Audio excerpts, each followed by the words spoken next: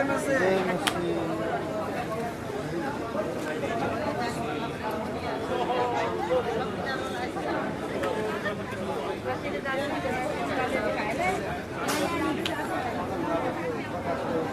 खिच्दा हो कि भिडियो बनाउँदै थमा सर अथवा सर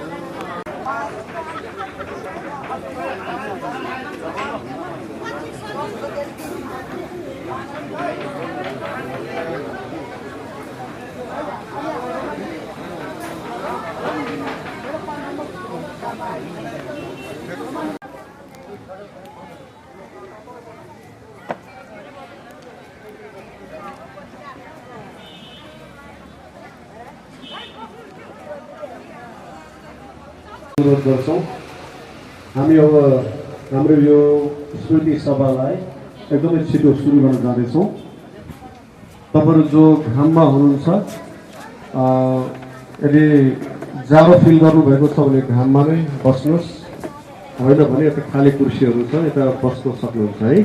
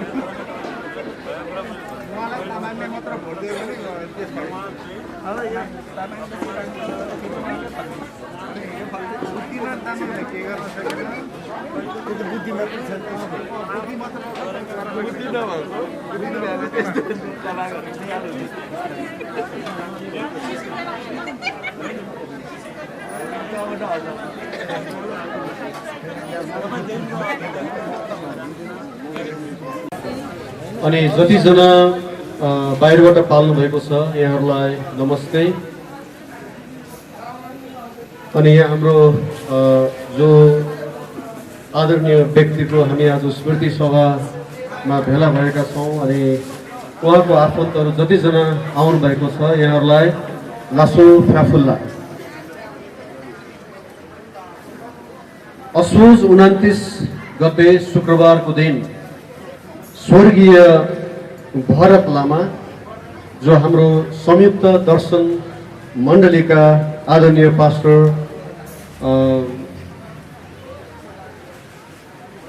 उहाँको चाहिँ श्रीमान हुनुहुन्छ भरत लामा, हाम्रो अष्टमाया गुरुआमाको चाहिँ श्रीमान। अनि असोज 29 मा शुक्रबारको दिन उहाँ प्रभुमा जानुभयो। अनि आज कार्तिक 10 गते तदनुसार अक्टोबर 27 बुधबारको दिन हामी उहाँको स्मृति सभा गर्न गइरहेका छौँ। र यो समय हामी एउटा सान्त्वनाको गीत भजन गाउनेछौँ, 342 नम्बरको भजन।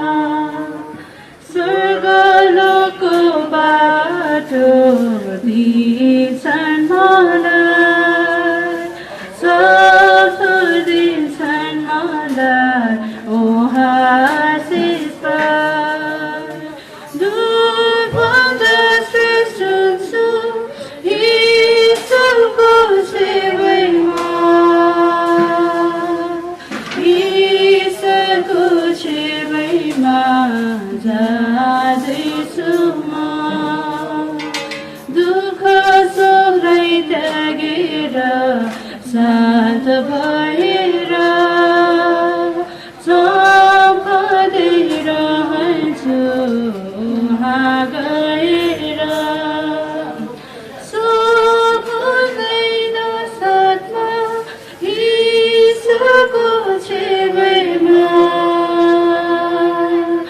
ईश्वरको छेउमा जाँदैछु म आनरको पखेटा जब लिन्छु म संसारको सुचिन्ता बिर्सन्छु म स्तुति गाउँदै चाहिँ भन्छु ईश्वरको छेउमा ईश्वरको छेउमा जाँदैछु म हामी प्रभु यीशुलाई विश्वास गर्ने मानिसहरू जो यस संसार छोडेर जाँदा हामी विदाई गर्छौँ, ससम्मान विदाई गर्छौँ। किन भन्दाखेरि हाम्रो चाहिँ फेरि उहाँहरूसँग भेट्ने जीवित आशा परमेश्वरले तपाईँ र मबाट लुकाउनु भएको छैन। तपाईँ र मलाई त्यो आशा दिनुभएको छ। यस कारणले गर्दाखेरि मृत्यु सेवा अनि यो अन्तिम संस्कार भन्न मलाई त्यति मन पर्दैन, अन्तिम विदाई सेवा भन्न मलाई मनपर्छ है। अनि यो अहिले हामी उहाँको स्मृतिमा उहाँको सम्झनामा यो सेवा गर्दैछौँ र यो सेवालाई सुरुको प्रार्थना गरिदिनु हुनुको निम्ति म हाम्रो आदरणीय पास्टर हरि प्रधानज्यूलाई अनुरोध गर्छु यस ठाउँमा आएर उहाँले सुरुको प्रार्थनामा अगुवाई गर्नुहुनेछ। सबैजनालाई जय मसीह। हामी परमेश्वरलाई धन्यवाद दिन्छौँ। आज जसरी हामी हाम्रो भान्जा भरत लामाको स्मृति सभामा भेला भएको छौँ र आज त्यस स्मृति सभा र सम्झनाको सभालाई प्रभुको हातमा सुम्पिदिनेछौँ र प्रभुसँग प्रार्थना गर्छौँ र उहाँको आशिष माग्नेछौँ। आउनुहोस् हामी सबैजना प्रार्थना गरौँ। महान दयालु अनुग्रही परमेश्वर पिता, तपाईँलाई धन्यवाद, प्रशंसा, महिमा, जय जयकार र स्तुति छ प्रभु।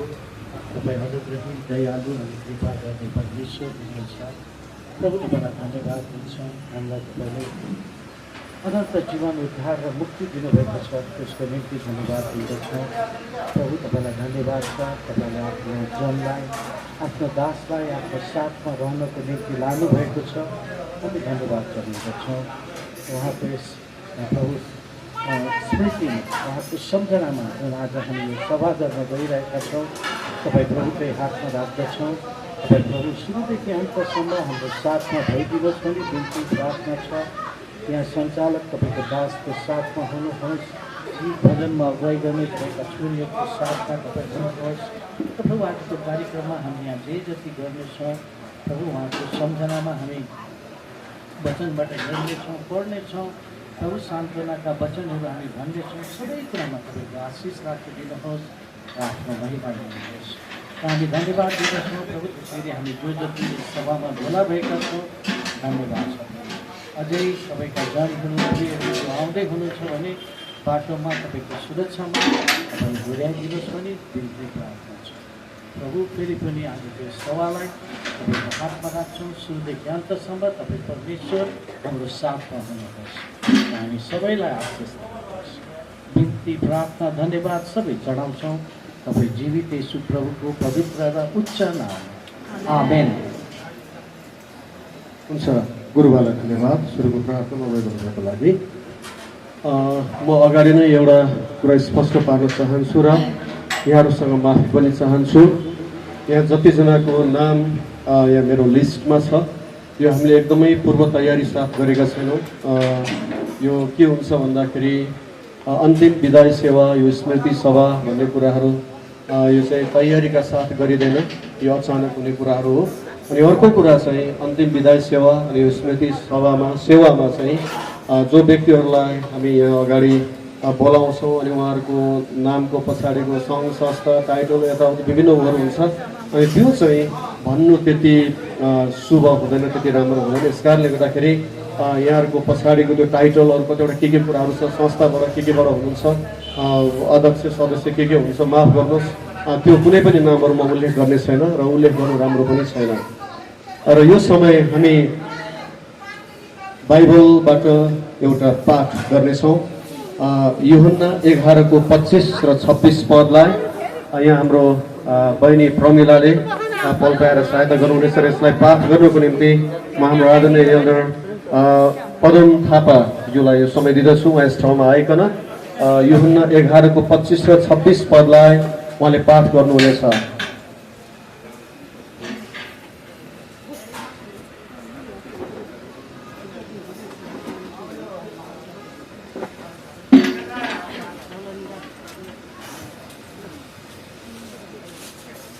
सबैलाई जय मसीह, नमस्ते।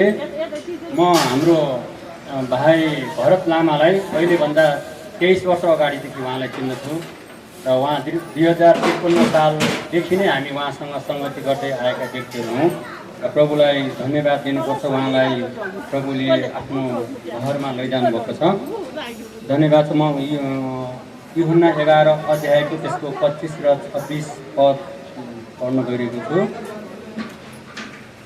यसुले तिनलाई भन्नुभयो, पुनरुत्थान र जीवन म नै हुँ र मलाई विश्वास गर्ने मर्यो भने पनि जीवित हुनेछ। 26 पद, अनि जिउने र ममाथि विश्वास गर्ने प्रत्येक कहिले मर्ने छैन। के तिमी यो विश्वास गर्छौ? धन्यवाद हाम्रो आदरणीय एल्डर पदम थापाज्यूलाई। हामी सँगसँगै भइरहेको मान्छे, सँगसँगै खाइरहेको, सँगसँगै जिरहेको मान्छे चटक्कै यो संसार छोडेर जाँदा शोकमा नपर्ने कोही पनि हुँदैन। हामी इसाईहरू, प्रभु यीशुलाई विश्वास गर्ने मानिसहरू, हामीलाई पनि शोक लाग्छ, हामीलाई पनि पीडा हुन्छ। तर तपाईँ र मेरो शोकलाई परमेश्वरको शान्तिले, परमेश्वरको शक्तिले सम्हाल्नुहुन्छ।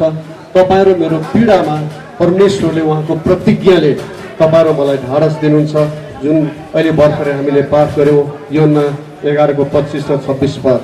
हामी त्यसै गरी एउटा सान्त्वनाको गीत भजन गाउनेछौँ। यो 397 नम्बरको भजन।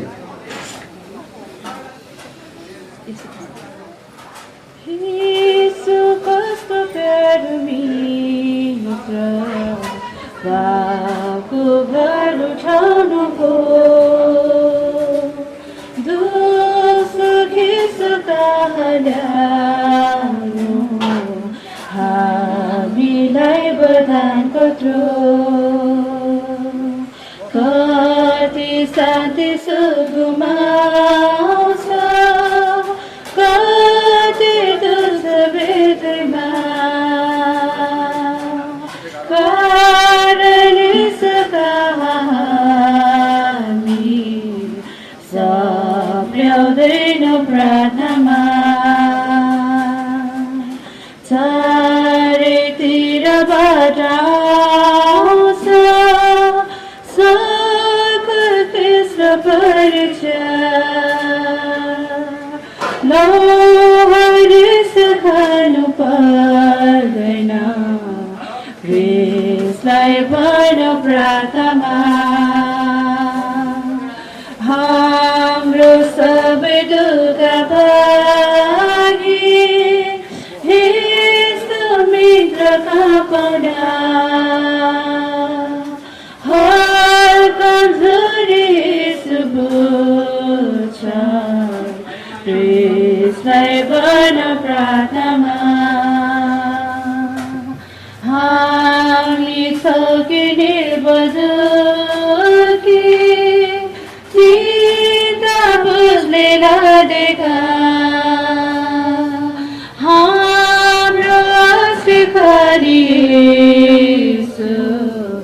कृष्णलाई भन प्रार्थना। साथीले के गर्छन् कृष्णलाई भन प्रार्थना। उनले रक्षा गर्छन् हाम्रो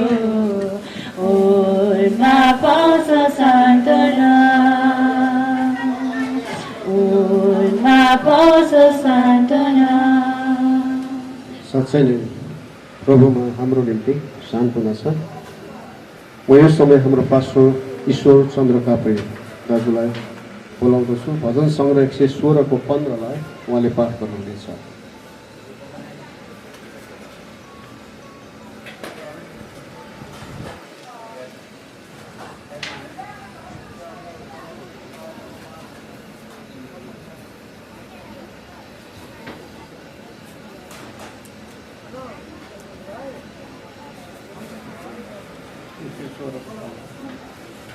आउनुहोस् हामी यो खण्डलाई हेर्नेछौँ। परमप्रभुका पवित्र जनहरूको मृत्यु उहाँको दृष्टिमा अनमोल छ। आमेन।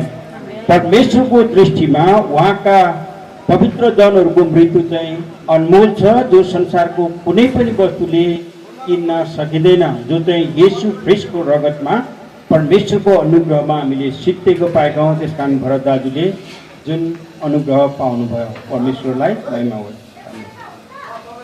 हुन्छ, धन्यवाद हाम्रो पास्टर ईश्वर चन्द्र दाजुलाई। त्यसै गरी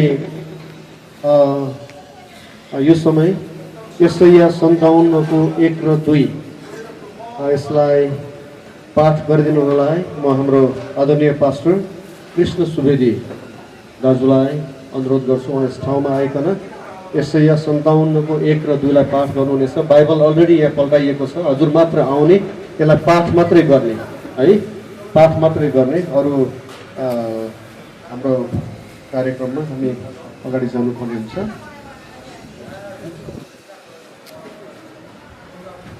हुन्छ बाबु, यशाया 57 को 1 र 2 यसरी पढिदिन्छु। धर्मी मानिसहरू नष्ट हुन्छन् र त्यस कुराको कसैले आफ्नो मनमा वास्ता गर्दैन। भक्त मानिसहरू उठाइ लगिन्छन् तर कसैले बुझ्दैन कि दुष्टदेखि जोगाइनाले धर्मी मानिस उठाइ लगिन्छन्। धर्मको बाटोमा हिँड्नेहरू शान्तिमा प्रवेश गर्छन्, तिनीहरू मृत्युमा सुतिरहँदा विश्राम पाउनेछन्। आमेन। हुन्छ, धन्यवाद। यो समय म हाम्रो आदरणीय गुरुआमा पास्टर अष्टमाया लामा यहाँलाई दिँदछु। उहाँले आफ्नो श्रीमानको विषयमा, स्वर्गीय भरत लामा, उहाँको विषयमा केही कुराहरू हाम्रो बिचमा भन्नुहुनेछ।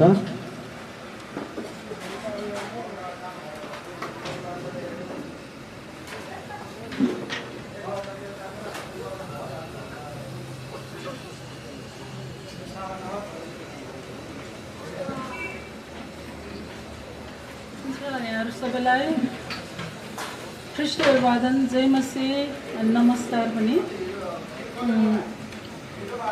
आज यहाँ मेरो आदरणीय पास्टर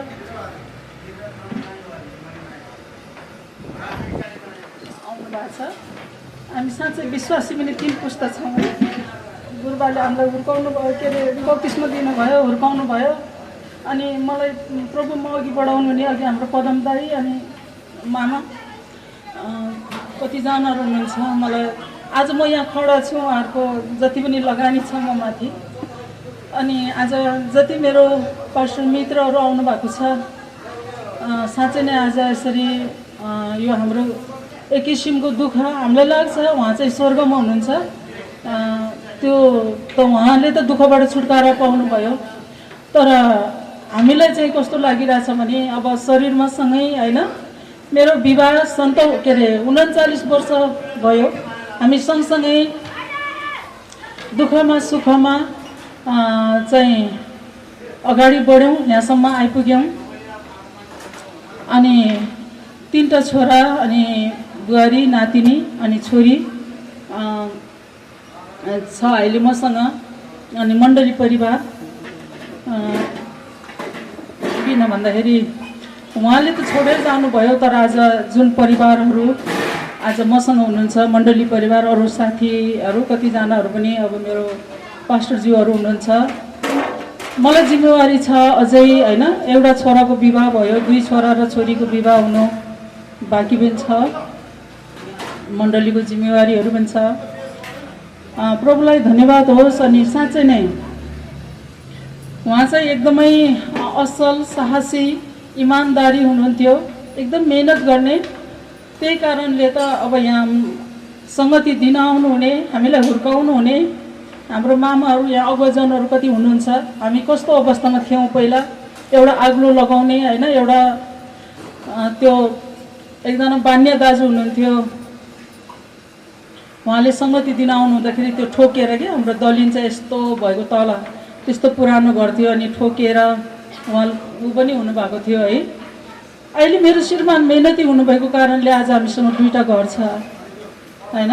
भुटान जानुभयो, उहाँले चाहिँ 50,000 कमाएर ल्याउनु भएको थियो अनि त्यसैलाई मैले अलिकति लगानी यताउता गरेर जग्गा किनेको थियौँ अनि त्यो जग्गा बेचेर अहिले हामीले तल घर किनेका छौँ। यो सबै चाहिँ उहाँको योगदान, उहाँको मेहनत हो। अनि एकदम मेहनती, पहिला सडक विभागमा काम गर्नुहुन्थ्यो, पछि फेरि ओकरा कम्पनीमा गर्नुभयो, त्यहीँबाट चाहिँ उहाँ भुटान जानुभएको थियो अनि त्यसपछि अनि वर्ल्ड ब्याङ्कमा काम गर्नुभयो।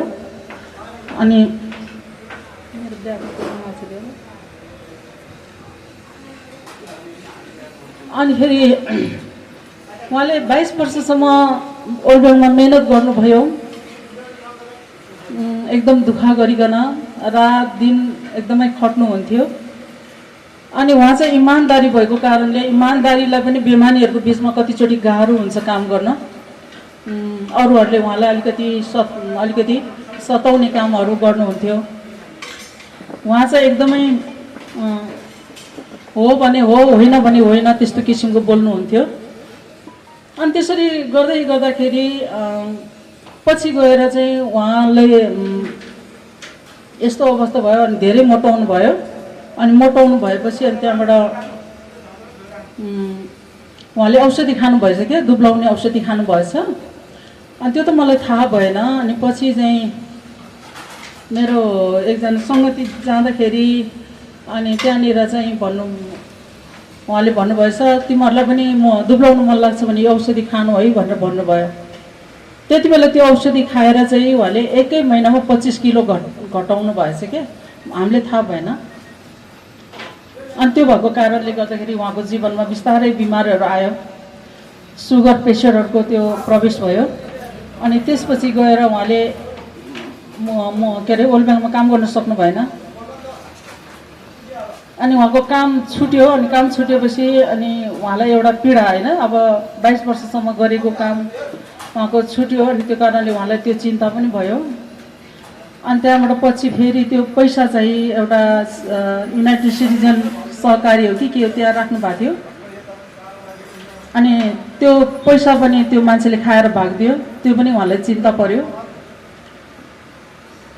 अनि हाम्रो नाति थियो, नाति 9 महिनामा जब नाति चाहिँ हाम्रो राम्रो केयर भएन होला सायद, डक्टर त्यहाँ अलिकति त्यो 9 महिनाको सुई लगाएपछि ऊ बिमार भयो। अनि जचाउन लाँदाखेरि चाहिँ अनि त्यहाँनिर एकदम डबल डोज दिएर पुरा जिउै निलो बनाइदिएछ। अनि त्यो नाति गयो। अनि त्यसपछि त्यो चिन्ताले पनि उहाँलाई अझ धेरै गाह्रो पार्यो। अनि आफ्नो ज्यानलाई चाहिँ अनि त्यति बेलादेखि नै म नातिसँग जाने भन्नुहुन्थ्यो। त्यसरी गर्दा गर्दै पछि आफ्नो ज्यानलाई लापरवाही अलिकति अब खानेपिनेहरू अब अलिकति बार्नु भएन, त्यो भनेर जाँडोसी खाने त होइन, तर पनि अनि अलिकति आफ्नो ज्यानको वास्ता गर्नु भएन। अनि त्यसपछि गएर उहाँको किडनी फेल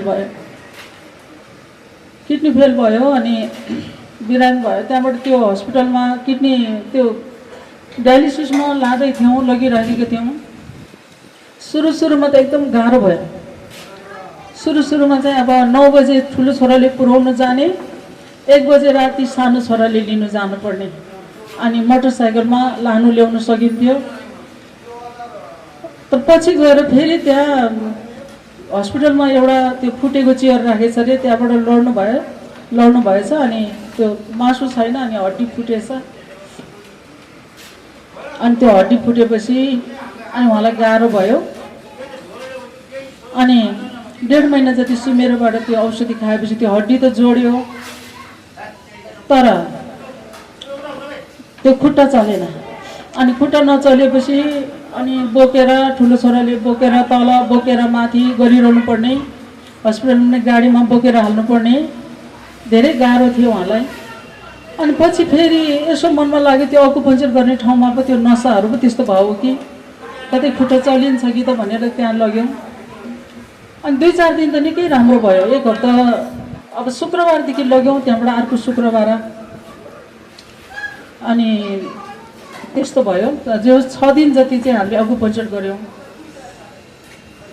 तर अन्तमा चाहिँ रातभरि म सँगै सुतिरहेको थिएँ। अनि बेलुका 2टा जुस पनि खानिदिएको थिएँ, जौलो पनि अलिकति, त्यहाँबाट फेरि बिस्कुट अलिकति त्यो पनि खानुभएको थियो। राति 1:30 बजी भोक लाग्यो भन्नुभयो। अनि मैले सुप पनि पकाएर खानिदिएँ। अनि त्यो खानु भएपछि अलिकति वायु खुल्ला भयो। अनि उहाँले भन्नुभयो ऊ आयो भन्नुभयो। अनि मैले भने डाइपर लगाइरहेछ, चिन्ता नगर्नु भनेर भने। अनि त्यहाँबाट ओड्ने फालेकै गर्नुहुने। अनि बिहान पख चाहिँ अनि म सोफातिर आएर सुतेँ। अनि मैले यसरी सुताएर राखेको थिएँ। अनि कति बेला अनि बिहान हाम्रो प्रार्थना हुन्थ्यो 6 बजीदेखि 7 बजीसम्म लेडिज पास्टरहरूको। अनि त्यति बेला चाहिँ म अब केही खानु मन लाग्यो होला भनेर अनि खानुहुन्छ भनेर यसो छाम्न गएको, चिसो भेटेँ। अनि त्यसपछि अनि मैले यताउता चलाएँ। अनि त उहाँको केही पनि त्यो ऊ भएन।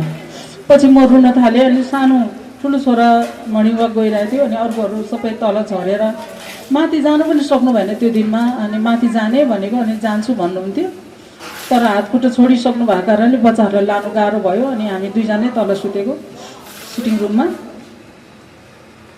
अनि त्यसपछि बिहान त्यस्तो भइराखेको अनि भेट्यौँ। प्रभुलाई धन्यवाद होस्। अघि पदम दाजुले भन्नुभयो हामी 23 वर्ष त यहाँ मण्डली सुरु भएको नै 23 वर्ष यो कार्तिकबाट सुरु भयो जस्तो लाग्छ मलाई।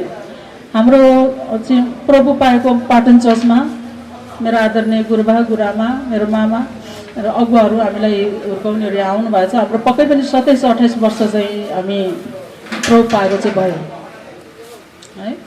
अनि उहाँ एकदमै साहसी, सुसमाचार गर्नलाई, अरूलाई एकदमै त्यो सुनाउनलाई चाहिँ एकदम साहसी हुनुहुन्थ्यो। हरेक कुरामा अगाडि बढ्नु हुने कि त्यस्तो हुनुहुन्थ्यो। तर यो विभिन्न कारणले सुरु चाहिँ त्यही भयो। उहाँले चाहिँ मोटोपना घटाउनलाई जुन औषधि खानुभयो त्यहाँदेखि नै उहाँको जीवनमा समस्या आउन थाल्यो। अनि शरीरमा समस्या आएपछि अब काम पनि अब छुट्यो, गर्नु नसकेपछि त्यही त हो, त्यस्तै अवस्थाहरू भयो। अनि उहाँलाई एकदमै असल छोराछोरीहरूको पनि राम्रो वास्ता गर्नुहुने। जब माइलो छोरा अनि त्यहाँदेखि कमाउन सक्ने भयो त्यसपछि उहाँले अब चाहिँ तिमीले हेर्नुपर्छ भनेर माइला छोरालाई भन्नुहुन्थ्यो। एउटै चिन्ता, बच्चाहरूले काम गरेन, बाहिर कमाएर हिँडेन भन्ने कुराहरू।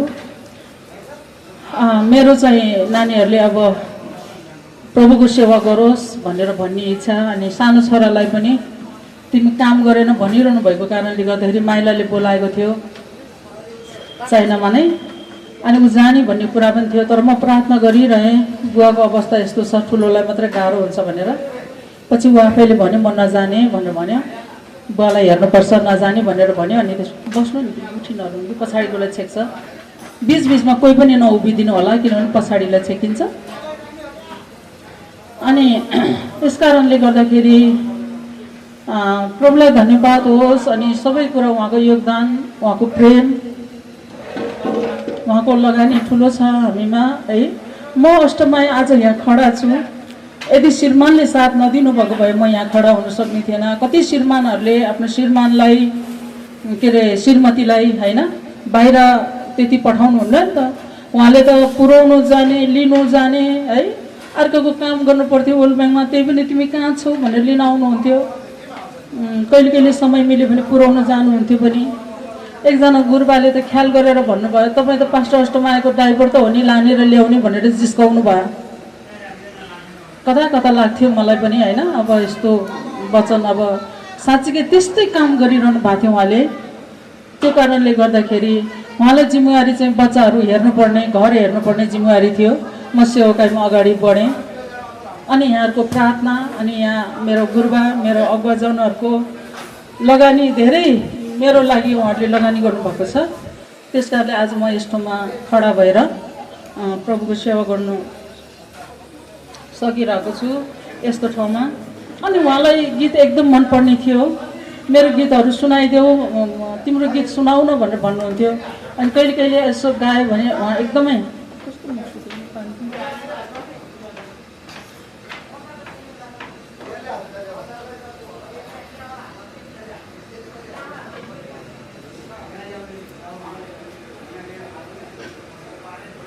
त्यस कारणले म उहाँको सम्मानमा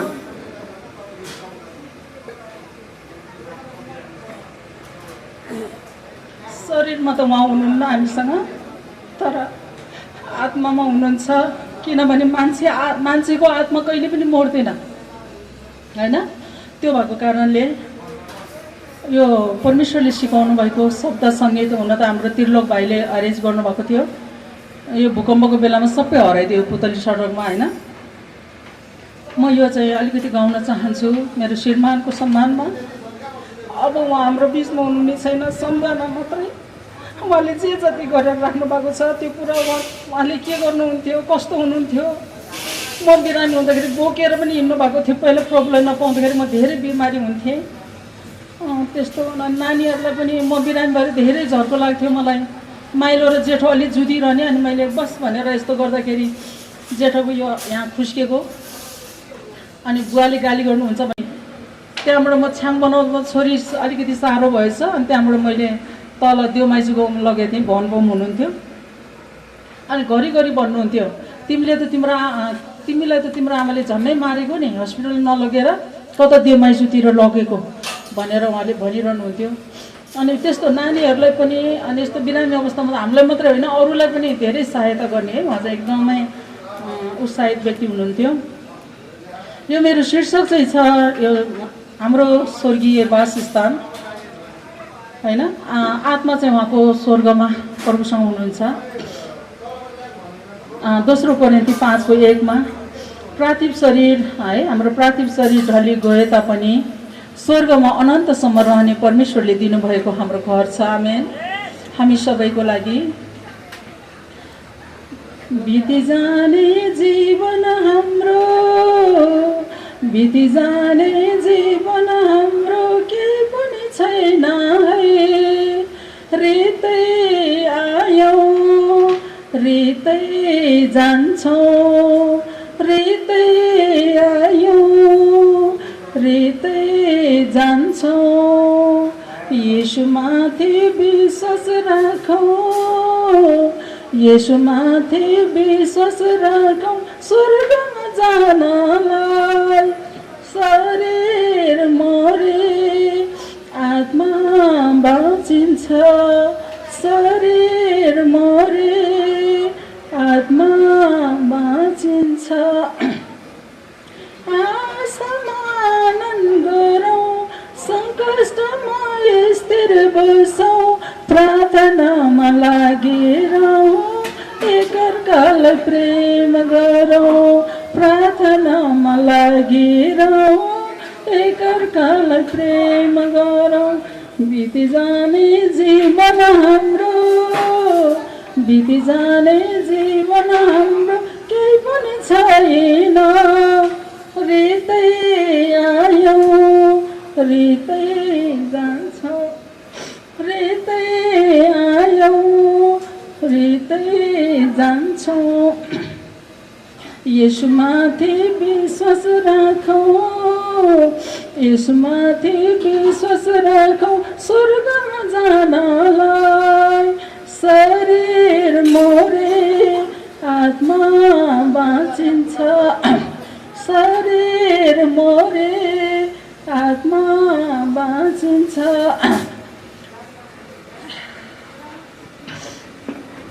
अधर्म बढ्ने हुँदा प्रेम सिलाएर जानु सक्छ, अधर्म बढ्ने हुँदा प्रेम सिलाएर जानु सक्छ। एकअर्कालाई आदर गरौँ एकतामा बस्नुपर्छ, एकअर्कालाई आदर गरौँ एकतामा बस्नुपर्छ।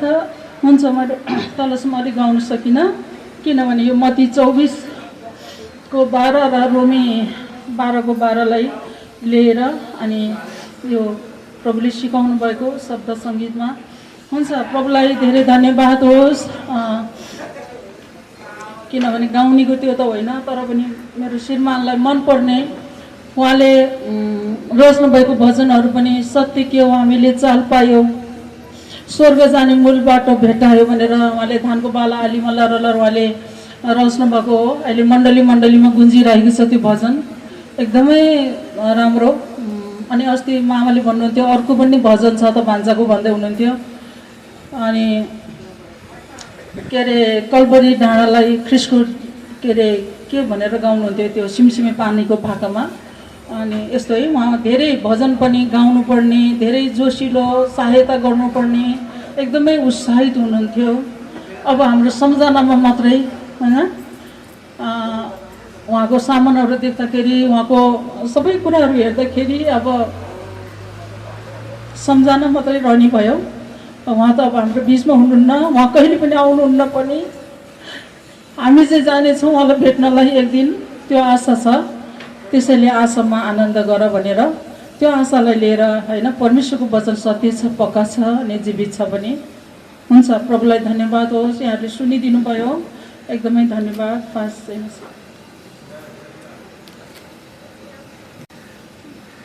के हुन्छ भन्दा अरू जति पनि कष्ट दुखाइ अनि कतिवटा पीडाहरू हुन्छ, अनि त्योभन्दा यो चाहिँ धेरै फरक किसिमको पीडा हुन्छ, दुखाइ हुन्छ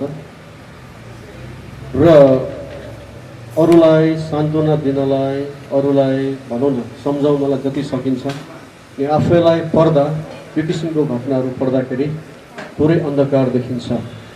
तरै पनि के छ त भन्दाखेरि मृत्युले कुनै जात, धर्म, वर्ण, वर्ग, लिङ्ग, क्षेत्रको मान्छे भन्दैन, कुनै स्तरको मान्छे पनि भन्दैन। सबैजनाको मृत्यु एक दिन निश्चित छ। तर हामी प्रभु यीशुलाई विश्वास गर्ने मानिसहरू, हाम्रो निम्ति चाहिँ के छ त भन्दा मृत्यु नै अन्त होइन, तर मृत्यु पछिको अर्को अनन्त जीवन चाहिँ प्रभु यीशुमा छ। अनि त्यही आशामा हामी जिउने मानिसहरू। अनि मैले अघि नै भने कि तपाईँ मेरो शोकमा उहाँले आफ्नो शक्ति र शान्तिले सम्हाल्नुहुन्छ र तपाईँ र मेरो पीडामा उहाँले आफ्नो प्रतिज्ञाले तपाईँ र मलाई ढाक्नुहुन्छ। हामी 285 नम्बरको भजन गाउनेछौँ।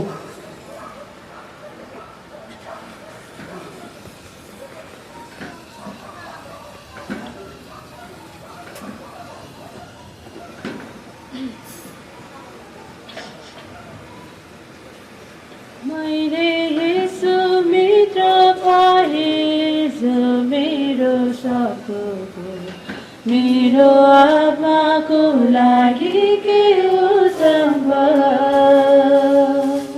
त्यो सुन्दर बाटोको बिहानको त्यो तारा मलाई शुद्ध चङ्गा पार्ने उत्तम।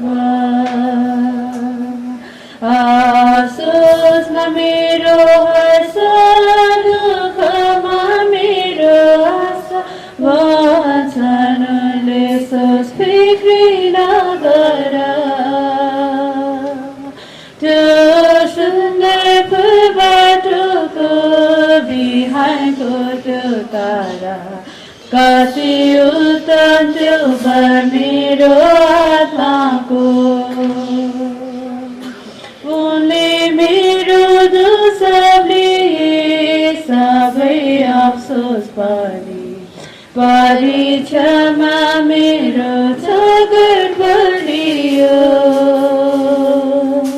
सबैको लागि पिसे मेरो हृदयदेखि उनको सँगमा बस्नलाई मलाई लिए।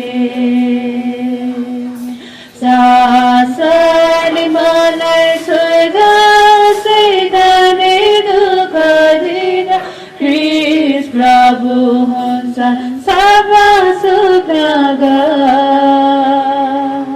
त्यो सुन्दर बाटोको बिहानको त्यो तारा कति उत्तम त्यो वर मेरो आत्माको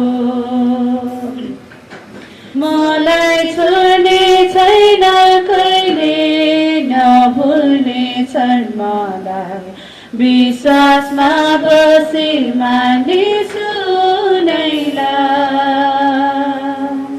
अनि गोलीभित्र कि मलाई डर छैन मनधिसन बोकाएको आत्मालाई मुकुट पहिराउँदा दर्शनमा गर्नेछु बर्दछ जहान आनन्दको त्यो सुन्दर फुल बाटोको बिहारको त्यो तारा कति उत्तम त्यो वर मेरो आत्माको येशू प्रभु तपाईँ हाम्रो मित्र हुनुहुन्छ अनि जसले हाम्रो शोकमा चिन्तामा पीडामा तपाईँ र मलाई मलमपट्टि लगाउनुहुन्छ तपाईँ र मेरो आँखाको आँसु पुछिदिनुहुन्छ र तपाईँ र मलाई हरेक अवस्थामा उहाँले सम्हाल्नुहुन्छ हामी यो समय प्रकाशको पुस्तक 21 को 4 पद यसलाई पाठ गर्नेछौँ र म हाम्रो आदरणीय गुरुआमा मरियम महर्जन गुरुआमालाई यस ठाउँमा निम्त्याउँदछु र उहाँले प्रकाश 21 को 4 पदलाई पाठ गर्नुहुनेछ।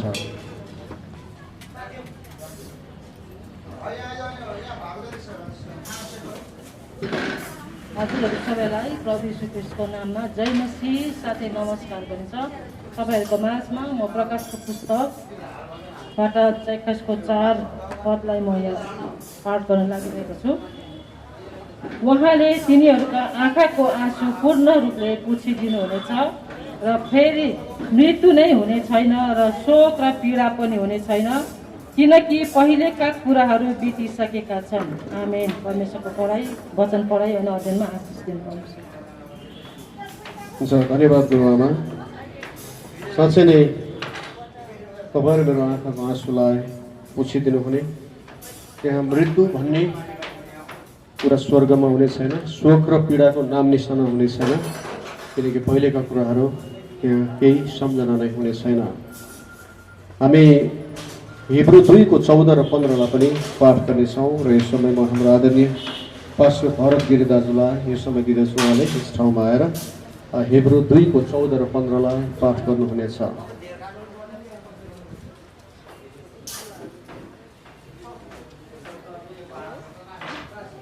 सबैलाई जय मसीह। नमस्कार। हिब्रू 2 को 14 र 15 किनकि छोराछोरीहरू मासु र रगतका सहभागी भएका हुनाले उहाँले पनि त्यही स्वभाव लिनुभयो ताकि मृत्युद्वारा नै मृत्युको शक्ति भएकोलाई अर्थात् दियाबलसलाई उहाँले नष्ट गरून्। मृत्युको डरले आजीवन बन्धनमा परेकाहरूलाई उहाँले मुक्त गरिदिउन्। धन्यवाद। धन्यवाद दाजु। यो समय हामी हाम्रो आदरणीय स्वर्गीय भरत लामा, म चाहिँ अङ्कल भन्ने गर्छु उहाँलाई, उहाँको छोरी हाम्रो प्रमिला लामाले आफ्नो बुवाको विषयमा केही कुराहरू भन्नुहुनेछ। हुन्छ, यहाँ जति पनि म देखिरहेको छु हाम्रो अग्रज व्यक्तित्वहरू हुनुहुन्छ, हाम्रो एकदमै अग्रज गुरुबाहरू हुनुहुन्छ। म जुन सानो हुँदाखेरि म सले क्लास जाने मण्डलीको गुरुबाहरू आउनुभएको छ अनि मम्मीको मित्रहरू जति पनि यहाँ पास्टर गुरुबाहरू आउनुभएको छ, यहाँहरू सबैलाई क्रिस्चियन अभिवादन जय मसीह। र यहाँ जति पनि यहाँ हाम्रो आफन्तजनहरू आउनुभएको छ, छिमेकीहरू भएको छ, यहाँलाई चाहिँ नमस्ते नमस्कार। हुन्छ, यहाँ जतिजना उपस्थित हुनुभएको छ यहाँलाई परमेश्वरले धेरै आशिष दिनुभएको होस् किनभने लेखिएको छ भोजको घरमा जानुभन्दा शोकको घरमा जानु एकदम असल हो भनेर लेखिएको छ र तपाईँले त्यही वचन पालना गर्नु भएर तपाईँले हामीलाई सान्त्वना दिन आउनुभएको छ। यहाँलाई परमेश्वरले धेरै आशिष दिनुभएको होस्। र साँच्चै नै अघि नै मम्मीले भन्नु भइसक्नु भएको छ कि हामीहरू एउटा माटोको घरमा पराले घरमा हामी जन्म लिएको बालकहरू बच्चाहरू थियौँ। तर ड्याडीकै कारणले आज ड्याडीले नै दुःख मिहिनेत गर्नुभएको कारणले ड्याडीले घर बनाउनु भयो अनि त्यही घरमा चाहिँ अहिले हामी सेवाकाई गरिरहेको छौँ। हामी चर्च हाम्रो यहाँ खडा भएको छ, त्यो सबै ड्याडीले नै गर्नुभएको योगदानहरू हो। अनि सानोमा पनि ड्याडीले त हाम्रो लागि धेरै गर्नुभएको छ। उहाँको कामहरू उहाँको कार्यहरू हामीले बयान गरेर अनि धन्यवादी जति धन्यवादी भएर पनि हामी सक्दैनौँ। अनि हामीलाई इलाममा सानोमा हामीलाई इलाममा होस्टेलमा राखिदिनु भएको थियो मम्मी ड्याडीहरूले, त्यति टाढा पूर्वमा होस्टेल राखिदिनु भएको थियो एउटा क्रिस्चियन होस्टेलमा। अनि त्यहाँ पनि ड्याडी चाहिँ भेट्न आफै गर्नुहुन्थ्यो है। त्यहाँ भएको जति पनि बच्चाहरू थियो त्यसमध्ये चाहिँ सबसे धेरै भिजिट गर्न आउने नै मेरै ड्याडी हुनुहुन्थ्यो होला सायद, त्यति धेरै भिजिट गर्न आउनुहुन्थ्यो। त्यत्रो टाढा यहाँबाट कति धेरै टाढा छ है, भोलिपल्ट मात्रै पुग्छौँ आज हिँड्यो भने उहाँ।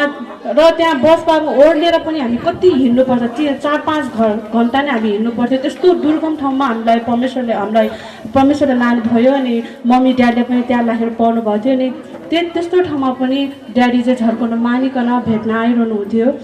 अनि ड्याडीले त्यति धेरै प्रेम गर्नुभयो अनि हामी यहाँ आएपछि पनि ड्याडीले हुर्कन बढ्न धेरै सहायता गर्नुभएको छ। ड्याडीलाई आज म मेरो ड्याडीको छोरी भन्न चाहिँ म एकदमै प्राउड फिल गर्छु, किनभने उहाँले धेरै सहायता गर्नुभएको छ र म आज जहाँ छु त्यो सबै मेरो ड्याडीको र मम्मीको योगदान हो। र अनि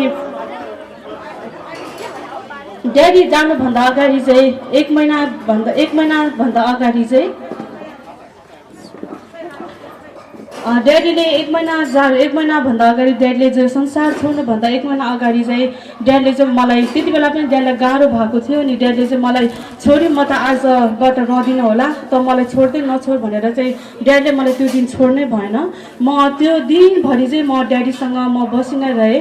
मैले ड्याडी एकछिन मेरो काम छ म 1 घन्टामा सकाएर आउँछु नि भन्दा पनि ड्याडीले मलाई दिनु भएन। होइन म अब रहदिनँ, मलाई एकदमै गाह्रो भइसकेको छ त बस भनेर ड्याडीले मलाई राख्नुभयो। अनि ड्याडीले मलाई त्यो दिनमा चाहिँ धेरै कुराहरू गर्नुभयो, उहाँको हिसाब किताबको कुराहरू, उहाँको अर्थी धेरै कुराहरू दिनुभयो। हुन त पहिलादेखि नै उहाँले मलाई सुझाव अर्थीहरू त दिनुहुन्थ्यो, तर पनि जुन 1 महिनाभन्दा अगाडि उहाँले मलाई भनेर जानुभयो त्यो चाहिँ मेरो हृदयमा एकदमै गढेर बसेको छ। अब ड्याडीले मम्मीलाई सहायता गर, सेवा कार्यहरू राम्ररी हेर भनेर जुन मम्मी ड्याडीले मलाई कति कुराहरू भन्नुभयो त्योहरू चाहिँ मेरो मनमा एकदमै गढेर बसेको छ।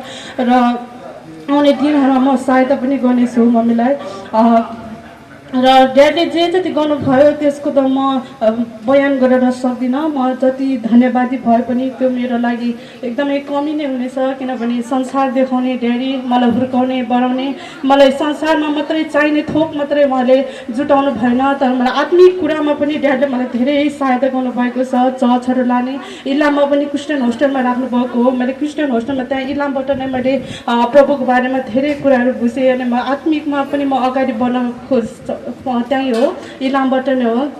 र जब ड्याडीले छोडेर जानुभयो त्यति बेला चाहिँ मलाई लागेको थियो कि ओहो म त टुरा भएँ, म त अब मेरो ड्याडी नै छैन, मेरो ड्याडी शब्द भने नै सक्यो भने जस्तो मलाई एकदमै नराम्रो लागेको थियो। तर फेरि पनि मैले सोचेँ कि मेरो असल बुवा त परमेश्वर हुनुहुन्छ, उहाँ नै हुनुहुन्छ बाटो सत्य र जीवन, र उहाँले नै मलाई एक दिन मेरो बुवा ड्याडी बाटोमा लानुहुन्छ भनेर मैले त्यसरी मैले सान्त्वना पाएको छु। परमेश्वरलाई धेरै धन्यवाद भएको होस्। र म ड्याडीको लागि खुसी छु, किनभने ड्याडीलाई धेरै गाह्रो थियो, यहाँ डायलिसिस गरिरहनु पनि धेरै गाह्रो थियो अनि उहाँले धेरै नाति भनेर हुन्थ्यो। र आज म ड्याडीको लागि खुसी छु, किनभने उहाँको नाति अनि उहाँको बुवासँग उहाँको भेट भएको छ। र फेरि पनि हाम्रो परिवार अनि हाम्रो मण्डली हामी जति पनि आएको छौँ उहाँसँग फेरि पनि भेट गर्नेछौँ। हुन्छ, यहाँ सबैलाई धन्यवाद, यहाँले मेरो शब्दहरू सुनिदिनु भयो। धन्यवाद, जय मसीह अनि नमस्ते। धन्यवाद प्रमिला। जब शुक्रबारको दिन मैले थाहा पाएँ अनि म बिहानै दौडेर आएँ अनि आदरणीय गुरुआमाका स्वास्थ्यमाया लामा अनि उहाँहरू परिवार सबैजना एकदमै शोकमा हुनुहुन्थ्यो, पीडामा हुनुहुन्थ्यो। अनि त्यो समयमा मसँग अरू केही शब्दहरू थिएन, किनकि म आफै पनि यो पीडामा गुज्रिरहेको थिएँ। मैले यति मात्रै भन्न सकेँ उहाँहरूलाई कि तपाईँहरूले त आफ्नो श्रीमानलाई, आफ्नो बुवालाई 3-4 वर्षसम्म स्याहार सुसार गर्ने मौका पाउनुभयो, अवसर पाउनुभयो, उहाँको सेवा गर्ने अवसर पाउनुभयो, तर मैले त त्यो पनि पाइनँ, किनकि 29 गते शुक्रबारको दिनमा हाम्रो भरत अङ्कल उहाँ प्रभुमा जानुभएको थियो। असोजको 29 गते, असोजको 8 गते शुक्रबारको दिनमा मेरो आदरणीय बुवा पास्टर तेजमान तामाङ उहाँ अचानक प्रभुमा जानुभयो, अनि जुन चाहिँ हाम्रो निम्ति एकदमै अशोचनीय, अकल्पनीय र अप्रिय घटना थियो। मैले लगभग 4000वटा जस्तो केसहरू विदेशबाट आएको, त्यसपछि काठमाडौँ भ्याली बाहिरबाट उपचारको लागि आएको, हस्पिसमा नै उपचारको लागि आएको, यस्तो केसहरू धेरैवटा सम्हालेको छु र उहाँहरूलाई, उहाँहरूको परिवारहरूलाई सान्त्वना दिँदा अनि उहाँहरूलाई चाहिँ सम्झाउँदाखेरि सम्झेको घटनाहरू धेरै छ। र जब यो किसिमको पीडा, यो किसिमको घटना आफूमा आइपर्यो अनि अन्धकार केही देख्न सकिनँ, केही सोच्न सकिनँ, अनि एउटै प्रश्न थियो मेरो प्रभुलाई कि प्रभु किन भन्दाखेरि हामीले समयमा नै उहाँलाई हस्पिटलमा पुर्याएका थियौँ, समयमा नै उहाँले एकदमै उत्कृष्ट ट्रिटमेन्ट उहाँले पाउनुभएको थियो र डक्टरले पनि अब आउट अफ डेन्जर भनेर भन्नुभएको थियो। तर लगत्तै 15 मिनटपछि अक्सिजन लेभल र प्रेसर लेभल डाउन हुँदैछ अनि अब हाम्रो हातमा छैन, भेन्टिलेटरमा राख्नुपर्ने हुनसक्छ भन्दाखेरि मेरो माइला भएर मैले भन्यो के गर्नुपर्छ गर्नुहोस्, हामीले गर्नुपर्ने ठाउँमा हामी छौँ। अनि मेरो अर्को भाइ डक्टर जो दमौलीबाट बाटोमा आउँदै थियो, अनि 15 मिनट अगाडि आउट अफ डेन्जर भन्दाखेरि मैले भाइलाई भने तिमी नआउँदा पनि हुन्छ, तर फेरि ऊ मुगलिनमा आइसकेको थियो। अनि जब त्यो किसिमको भएपछि अनि उसलाई मैले भने यस्तो यस्तो प्रकारको भइरहेको छ भन्दाखेरि अनि अब ऊ डक्टर भएको कारणले गर्दाखेरि यो सेकेन्ड हार्ट अट्याकमा जाँदाखेरिको सक त्यो चाहिँ 45 देखि आधी घन्टासम्म चाहिँ एकदमै क्रिटिकल स्टेज भन्दो रहेछ।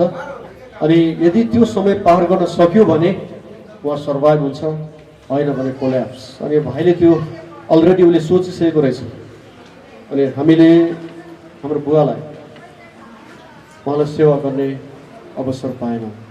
हुन त सेवाकाईको क्रममा गाडीमा, मोटरसाइकलमा, खोलाको किनार, पहाडको बाटो, चिप्लो, खस्रो, कतिपटक त्यस्तो डेन्जर अवस्थाहरूमा गाउँ गाउँमा पनि नकुदेको होइन, नपुगेको होइन, बाउछोरा धेरै समय बितायौँ। तरै पनि 67 वर्षको उमेरमा उहाँ रिटायर हुनुहुन्थ्यो, तरै पनि उहाँ चाहिँ के हुनुहुन्थ्यो भने एक्टिभ हुनुहुन्थ्यो।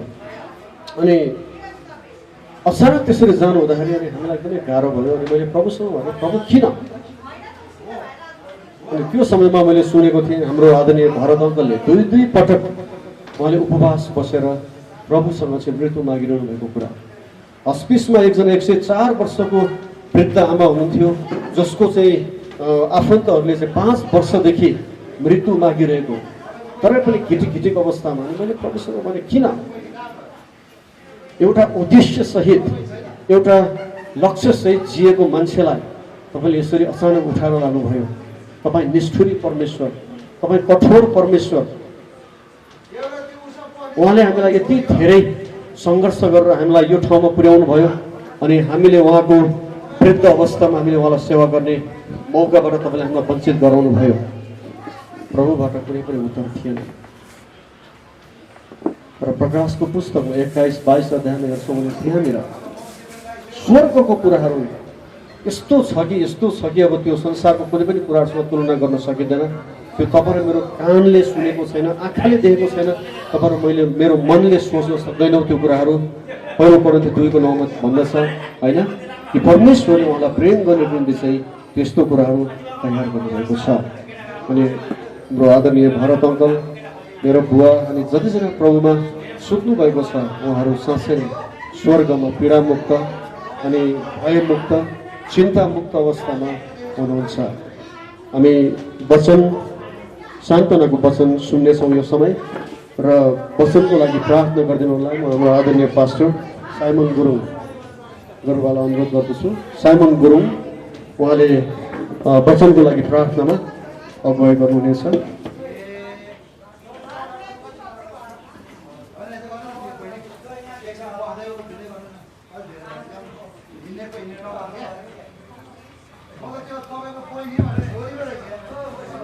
हम सभी प्रार्थना गरौँ। पवित्र परमेश्वर पिता, तपाईको उपस्थितिलाई हामीले स्वागत गरेका छौँ। हामी जे गर्दैछौँ यो कुरा तपाईले हेरिरहनु भएको छ। अहिले हामीले जुन परिवारबाट विदाई भएको मानिसको सम्झनामा यतिका उहाँको प्रभु, उहाँलाई परिचित मानिसहरू, उहाँको आफन्तहरू हामी भेला भएर तपाईको उपस्थितिमा उहाँले गरेका विगत गरेका कुराहरूलाई उहाँको परिवारबाट सुन्दै र वचनबाट के भन्छ त्यो कुराहरूलाई हामीले सुन्दै प्रभु हामी यसरी तपाईको उपस्थितिमा रहिरहेका छौँ। अब हामी तपाईको वचनबाट अझै गहिरो अर्थमा बुझ्नलाई प्रभु सुन्नलाई जुन दासलाई तपाईले तयार गर्नुभएको छ उहाँसँग हुनुहोस् र धर्मशास्त्रले के भन्दछ यो कुरालाई अझै राम्रोसँग हामीले बुझ्न सकौँ र हाम्रो व्यक्तिगत जीवन, पारिवारिक सेवाकाईमा अझै बलियो भएर अगाडि बढ्न सकौँ भनिकन तपाईसँग अगुवाएर प्रार्थना गर्छौँ येशू प्रभुको नाममा। आमेन।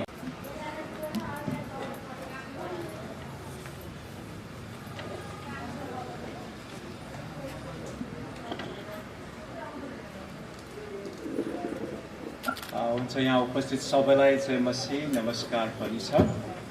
हामी सबैलाई थाहा छ हामी एक दिन यो संसार छोड्नुपर्छ। अब यो कुरा मात्रै जानेर चाहिँ नपुग्ने कुरा के छ त भन्दा मृत्युपछि हामी सबैको एक दिन न्याय हुन्छ। त्यो न्यायमा हामी सबैजना उभिनुपर्छ। त्यो न्यायको समयमा परमेश्वरले हामीलाई अब सोध्नुहुन्छ हैन, भन्नुहुन्छ संसारमा रहँदाखेरि तिमीले मेरो छोरा मेरो पुत्र ख्रीष्ट येशूलाई तिमीले चिन्यौ के, सुन्यौ के, बुझ्यौ के, तिमीले अनन्त जीवन मुक्ति पाएका छौ के? यो चाहिँ परमप्रभु परमेश्वरले हामीलाई सोध्नुहुनेछ। त्योभन्दा अगाडि हामीले जान्नुपर्ने कुरा, साधारण कुरा म तपाईहरुसँग गर्न गइराखेको छु। परमेश्वरले संसारलाई, हामी मानिस जातिलाई यति धेरै प्रेम गर्नुभयो, उहाँले आफ्नो एकमात्र पुत्र ख्रीष्ट येशूलाई हामीहरूको निम्ति दिनुभयो। किन भन्दा हामी सबैले त्यो अनन्त जीवन पाओस् र परमेश्वरसँग सधैँ रहन पाओस्।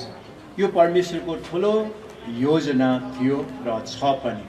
तपाईले कतिले अहिलेसम्ममा ख्रीष्ट येशूको विषयमा अलिअलि भए पनि सुन्नु भएको होला, कतिले धेरै सुन्नु भएको छ, निर्णय लिनु भएको छैन, कतिले निर्णय लिनु भए पनि प्रभुमा पूर्ण रूपमा परिपक्वतामा बढ्नेमा तपाईहरु अघि गइराख्नु भएको होला।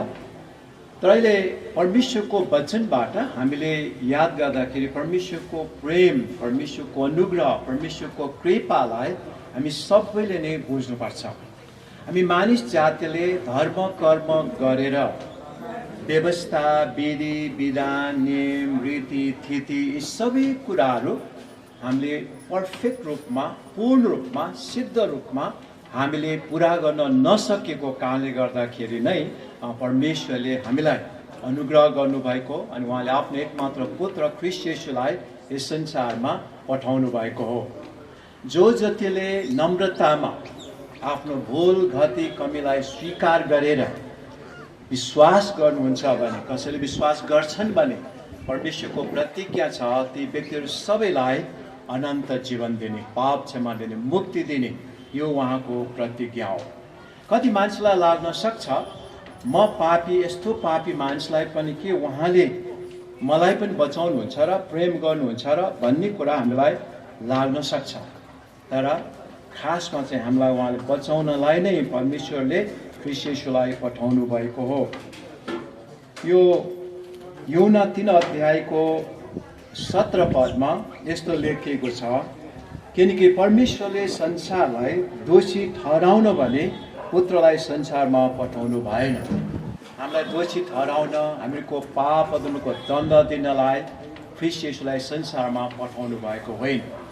हामी बाँचुन्जेलसम्ममा र ख्रीष्ट येशूको दोस्रो आगमन नहुन्जेलसम्मको लागि उहाँले हामीलाई अनन्त जीवन दिन, मुक्ति दिन यो मौका उहाँले हामीलाई दिइराख्नु भएको छ। त्यस कारण यहाँ भनेको छ दोषी ठहराउनु भने पुत्रलाई संसारमा पठाउनु भएन, तर संसार उहाँद्वारा बाँचोस् भनेर पठाउनु भएको हो।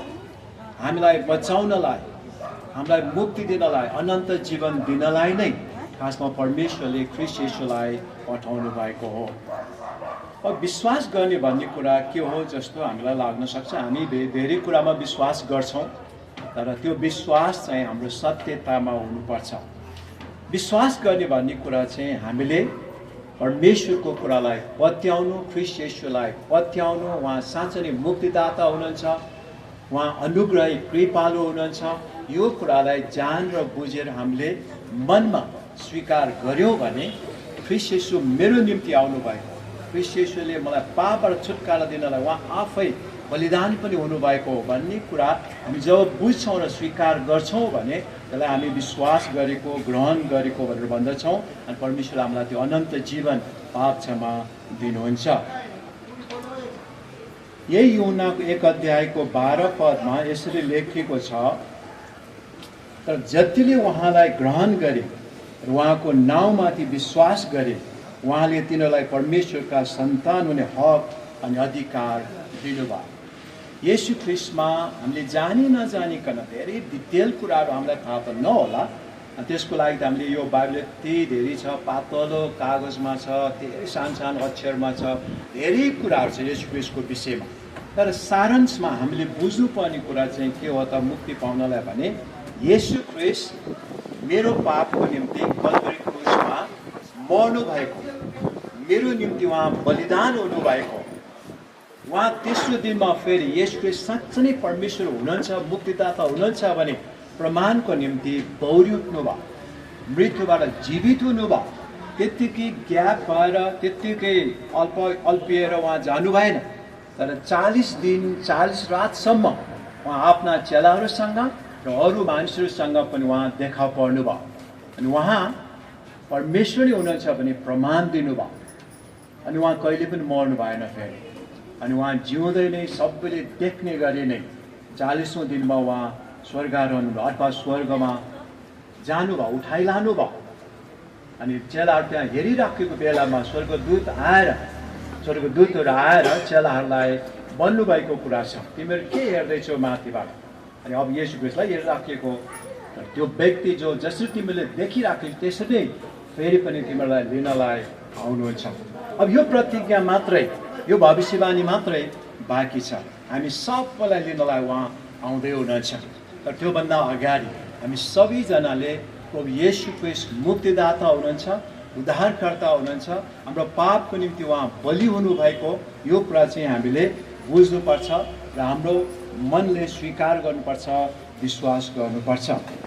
यूहन्नाकै 5 अध्यायको 24 पदमा यसरी भनेको छ, साँच्चै म तिमीहरूलाई भन्दछु, जसले मेरो वचन सुन्छ र मलाई पठाउनु हुनेमाथि विश्वास गर्छ त्यससित अनन्त जीवन छ र त्यो न्यायमा आउँदैन, तर मृत्युदेखि त्यसले जीवनमा प्रवेश गरेको छ।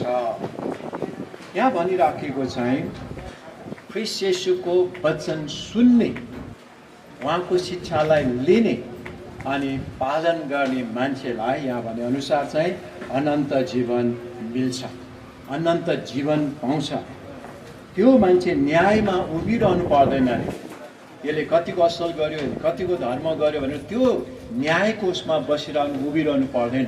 तर परमेश्वरले चाहिँ अलग्गै त्यो व्यक्तिलाई यहीँबाट नै परमेश्वरका जन ख्रीष्ट येशूमा विश्वास गरेर परमेश्वरकै पुत्र पुत्री छोरा छोरी भनेर पनि सम्बोधन गर्नुभएको छ। हामीलाई अलग्गै उहाँले राख्नुहुन्छ। त्यस कारण त्यो चिन्तामा हामी बस्नु पर्दैन, मैले के गरेँ के गरेन होइन, ती कुराहरूको चिन्तामा हामी बस्नु पर्दैन। ख्रीष्ट येशूमा विश्वास गर्नेहरूलाई अहिलेबाट नै अनन्त जीवन उहाँले सुरु गरिसक्नु भएको छ, हाम्रो जीवनमा अनन्त जीवन दिइसक्नु भएको छ।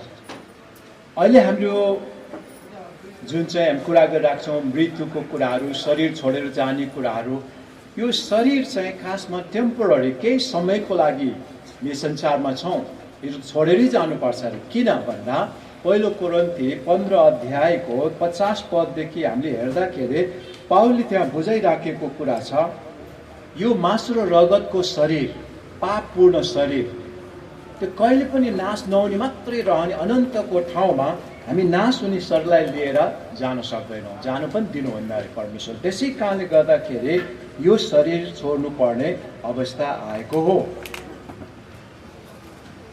यहाँ पहिलो कोरिन्थी 15 अध्यायको म 50 पददेखि एकचोटि पढ्छु।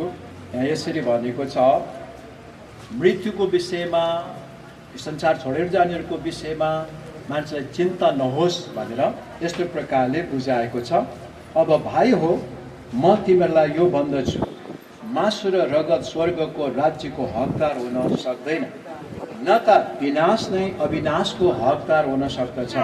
हेर, म तिमीलाई एउटा रहस्य भन्दछु, हामी सबै सुर्दैनौँ भनेको चाहिँ मर्दैनौँ, तर हामी सबैको परिवर्तन हुनेछ।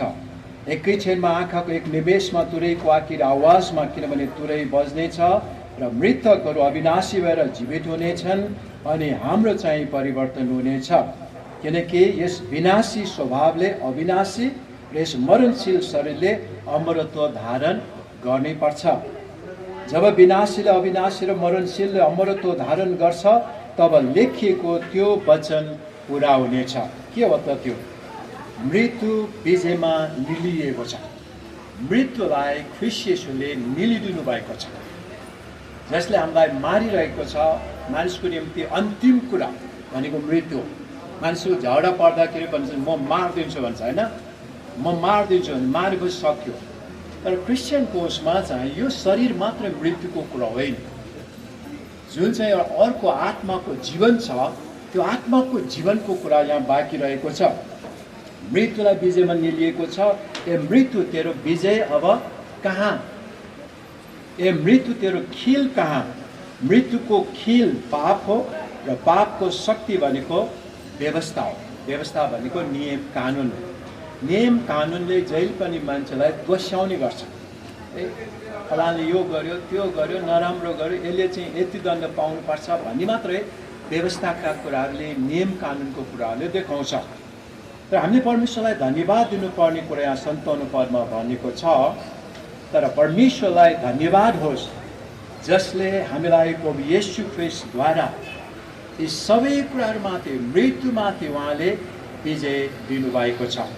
हामीलाई उहाँले अब मर्न नपर्ने गरी यो जीवन दिनुभएको छ। ए अचम्मको कुरा हो यो। हामीलाई बुझ्न त गाह्रो होला, कसैले यसरी भनेको छ, एकचोटि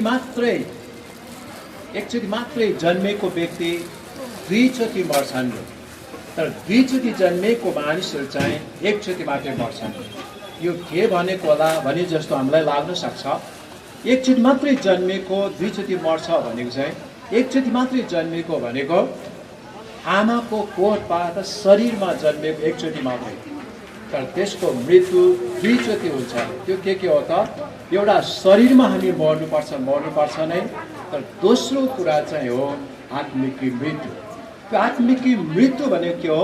स्वर्ग जान नपाउनु, परमेश्वरको सँगमा बस्न नपाउनु, परमेश्वरबाट अलग रहनुलाई दोस्रो मृत्यु भनेर प्रकाशको पुस्तकमा बताएको छ है। त्यस कारणले गर्दाखेरि हामी दुईचोटि जन्मनु पर्ने कारण चाहिँ, दुईचोटि जन्मिनु चाहिँ एकचोटि मात्रै मर्छ। त्यो के हो भन्दा, एकचोटि शरीरमा हामी जन्मन्छौँ, अर्को चाहिँ आत्मामा ख्रीष्ट येशूलाई विश्वास गरेर जन्मन्छौँ, जसले अनन्त जीवन पाउँछ। अनि अनन्त जीवन पाउने व्यक्ति चाहिँ सधैँ परमेश्वरसँग रहन्छ, तर एकचोटि मात्रै मर्छ। त्यो हो यो शरीर जुन चाहिँ पापपूर्ण शरीर छ, रगत र मासुको शरीर छ, यो चाहिँ हामी विनाशको शरीर भएको कारणले गर्दा स्वर्गमा हामी लान सक्दैनौँ। यही कारणले गर्दा हो। त्यस कारणले एकचोटि जन्मेको दुईचोटि मर्ने, तर दुईचोटि जन्मेको चाहिँ एकचोटि मात्रै मर्छ भन्नुको कारण चाहिँ त्यो हो। त्यस कारण ख्रीष्ट येशूमा विश्वास गरेका मानिसहरू अब दुईचोटि होइन, एकचोटि मात्रै, शरीर मात्रै, नाशको शरीर यही छोड्ने, तर आत्मा परमेश्वरसँग नै सदाको लागि राख्ने काम परमेश्वरले प्रतिज्ञा दिनुभएको छ। हामी यस संसारमा बाँचिरहेकाहरूलाई सान्त्वनाको निम्ति यो थिस्सलुनीकीको पत्र, पहिलो पत्र 4 अध्यायमा यहाँ पाउलले नै हामीलाई यसरी बताइराखेको छ। यो पहिलो थिस्सलुनीकी 4 अध्यायमा यो हामीलाई सान्त्वनाको निम्ति यसरी पाउलले बताइराखेको छ। विश्वासी दाजुभाइ दिदीबहिनी बहिनीहरू भन्नुपर्छ, यहाँ भाइ हो मात्रै भन्ने तापनि त्यति बेला ब्रेडमेन भन्छ। तर दाजुभाइ दिदीबहिनीहरूको सुति गएकाहरूका विषयमा अब हामीले बुझ्ने भाषा हो भने चाहिँ मरेर गएका, शरीर छोडेर गएका व्यक्तिहरूको विषयमा होइन, तिमीहरू अजान बस भन्ने हामी इच्छा गर्दैनौँ। हामी सबैले मर्ने विषयमा, मृत्युको विषयमा, कहाँ जान्छ, के हुन्छ भन्ने कुरा चाहिँ हामीले बुझिराख्नुपर्छ भनेर पावलले यहाँ भनिराखेको छ। सुति गएकाहरू भनेको चाहिँ मरिगएकाहरू अथवा शरीरमा मरेकाहरूको विषयमा भन्यो।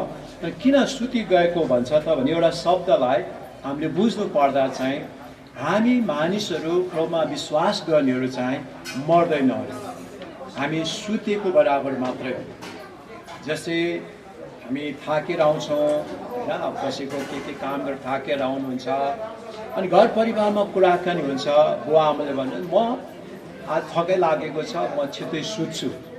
त्यति बेला परिवारहरू कोही पनि रुँदैन, परिवार कोही पनि दुःख मनाउँदैन। किन भन्दा भोलि बिहान फेरि उठ्छ, भोलि बिहान फेरि भेट्छ। त्यही कारणले गर्दाखेरि मानिसहरू चाहिँ म थकाइ लाग्यो म सुत्छु आज भन्दाखेरि मान्छेलाई दुःख लाग्दैन होइन। तर बाई भनेर गयो भने चाहिँ मान्छेले भन्छन् अलिकति दुःख लाग्ने कुरा चाहिँ त्यहाँ हुन्छ। अब सधैँ छुट्टिने कुराहरू हुन्छ। यहाँ सुति गएकाहरू भनेको प्रभुमा सुत्नेहरू फेरि उठ्ने कुरा छ। त्यस कारण यी विषयमा, यो विषयमा तिमीहरू अजान बस भन्ने हामी इच्छा गर्दैनौँ र तिमीहरूले आशा नहुने मानिसहरू जस्ता शोक गर्न नपरोस्। अब हामी कतिको आशा छ थाहा छैन मलाई होइन। प्रभु येशू ख्रीष्टमा विश्वास गरेकाहरूलाई र आशा छ, अनन्त जीवन छ, हामी फेरि पनि भेट्छौँ, हामी फेरि पनि भेट्छौँ। त्यस कारण यहाँ भरत भाइलाई हामी फेरि पनि भेट्छौँ, त्यो आशा हामीहरूको, हामी सबैको परिवारको पनि सबैको त्यो आशा हो। किनभने अघि हामीले पढ्दै गरेको भन्दै गरेको खण्ड जस्तै नै उहाँले पनि प्रभु येशू ख्रीष्टलाई आफ्नो प्रभु र मुक्तिदाता भनेर विश्वास गर्नुभएको थियो, ग्रहण गर्नुभएको थियो, अनि उहाँ परमेश्वरको छोराको रूपमा बाँचिरहनु भएको थियो। अहिले प्रभुसँग जानुभएको छ। त्यस कारणले गर्दाखेरि हामीले यहाँबाट बुझ्न सक्ने कुरा चाहिँ के छ त भन्दा उहाँ जुन आशामा, जुन विश्वासमा उहाँ जानुभयो, हामीहरू पनि त्यही बाटो जाँदैछौँ। त्यस कारण आशा नभएका मानिसहरू जस्तो शोक गर्न नपरोस्। आशा नहुने मानिसहरूको निम्ति साँच्चै नै शोक गर्नु स्वाभाविक हुन्छ। र हामी आशा गर्ने मानिसहरू, हामीलाई दुःख त छ, हामीलाई गाह्रो त छ होइन, परिवारमा परेकोलाई त्यो थाहा छ, एकदम गाह्रो छ त्यो सबै कुराहरू सम्झन, त्यो कुराहरू होइन त्यो सहनको निम्ति गाह्रो छ। तर हामीको निम्ति एउटा आशा भएको कारणले गर्दा उहाँको प्रतिज्ञाका कुरालाई सम्झेर यस्तो अवस्थामा पनि धन्यवाद साथ परमेश्वरको सेवामा हामी लाग्न सक्दछौँ। हामी फेरि पनि त्यही ठाउँमा पुग्छौँ, त्यही ठाउँमा जान्छौँ, हामी फेरि पनि भेट्नेछौँ। त्यस कारणले आशा नभएका मानिस जस्तो, जसको आशा छैन, उनीहरूलाई शोक गर्नु स्वाभाविक हो। र हामी आशा भएका, परमेश्वरलाई चिनेका, विश्वास गरेका, अनन्त जीवन पाएका अनि स्वर्गको बाटो चिनेका मानिसहरू चाहिँ अरू आशा नभएका मानिसहरू जस्तो चाहिँ शोक गरेर, रोएर, कराएर वर्षौँ वर्ष बिताउनु पर्दैन। हामी उहाँमा आशा गर्ने मानिस, विश्वास गर्ने मानिसहरू चाहिँ फेरि हामी भेट्नेछौँ। यहाँ भनिरहेको छु किनकि हामी विश्वास गर्छौँ कि येशू मर्नुभयो र फेरि जी उठ्नुभयो। येशू प्रभु हाम्रो लागि बलिदान हुनुभयो, मर्नुभयो, तर उहाँ फेरि जी उठ्नु भएको छ। त्यो एउटा बिउको रूपमा परमेश्वरले एउटा नमुनाको रूपमा ख्रीष्ट येशूलाई भौरी उठाउनु भएको छ। पहिलो कोरिन्थी 15 अध्याय तपाईँले पुरै 1 पददेखि पढ्दै जानुभयो भने येशू ख्रीष्टको पुनरुत्थानै हामीहरूको पुनरुत्थानको प्रमाण हो भनेर पावलले चाहिँ बहस गर्दै, आर्गुमेन्ट गर्दै, बुझाउँदै गइराखेको छ। यदि येशू ख्रीष्टको पुनरुत्थान नहुनु भएको भएदेखि चाहिँ हामीको पनि आशा हुने थिएन। तर येशू ख्रीष्टको पुनरुत्थान भएको साँचो प्रमाणित भएको कारणले गर्दा आज हामीहरूको पनि त्यो पुनरुत्थान फेरि मृत्युबाट जी उठाउने कुरा प्रमाणित छ।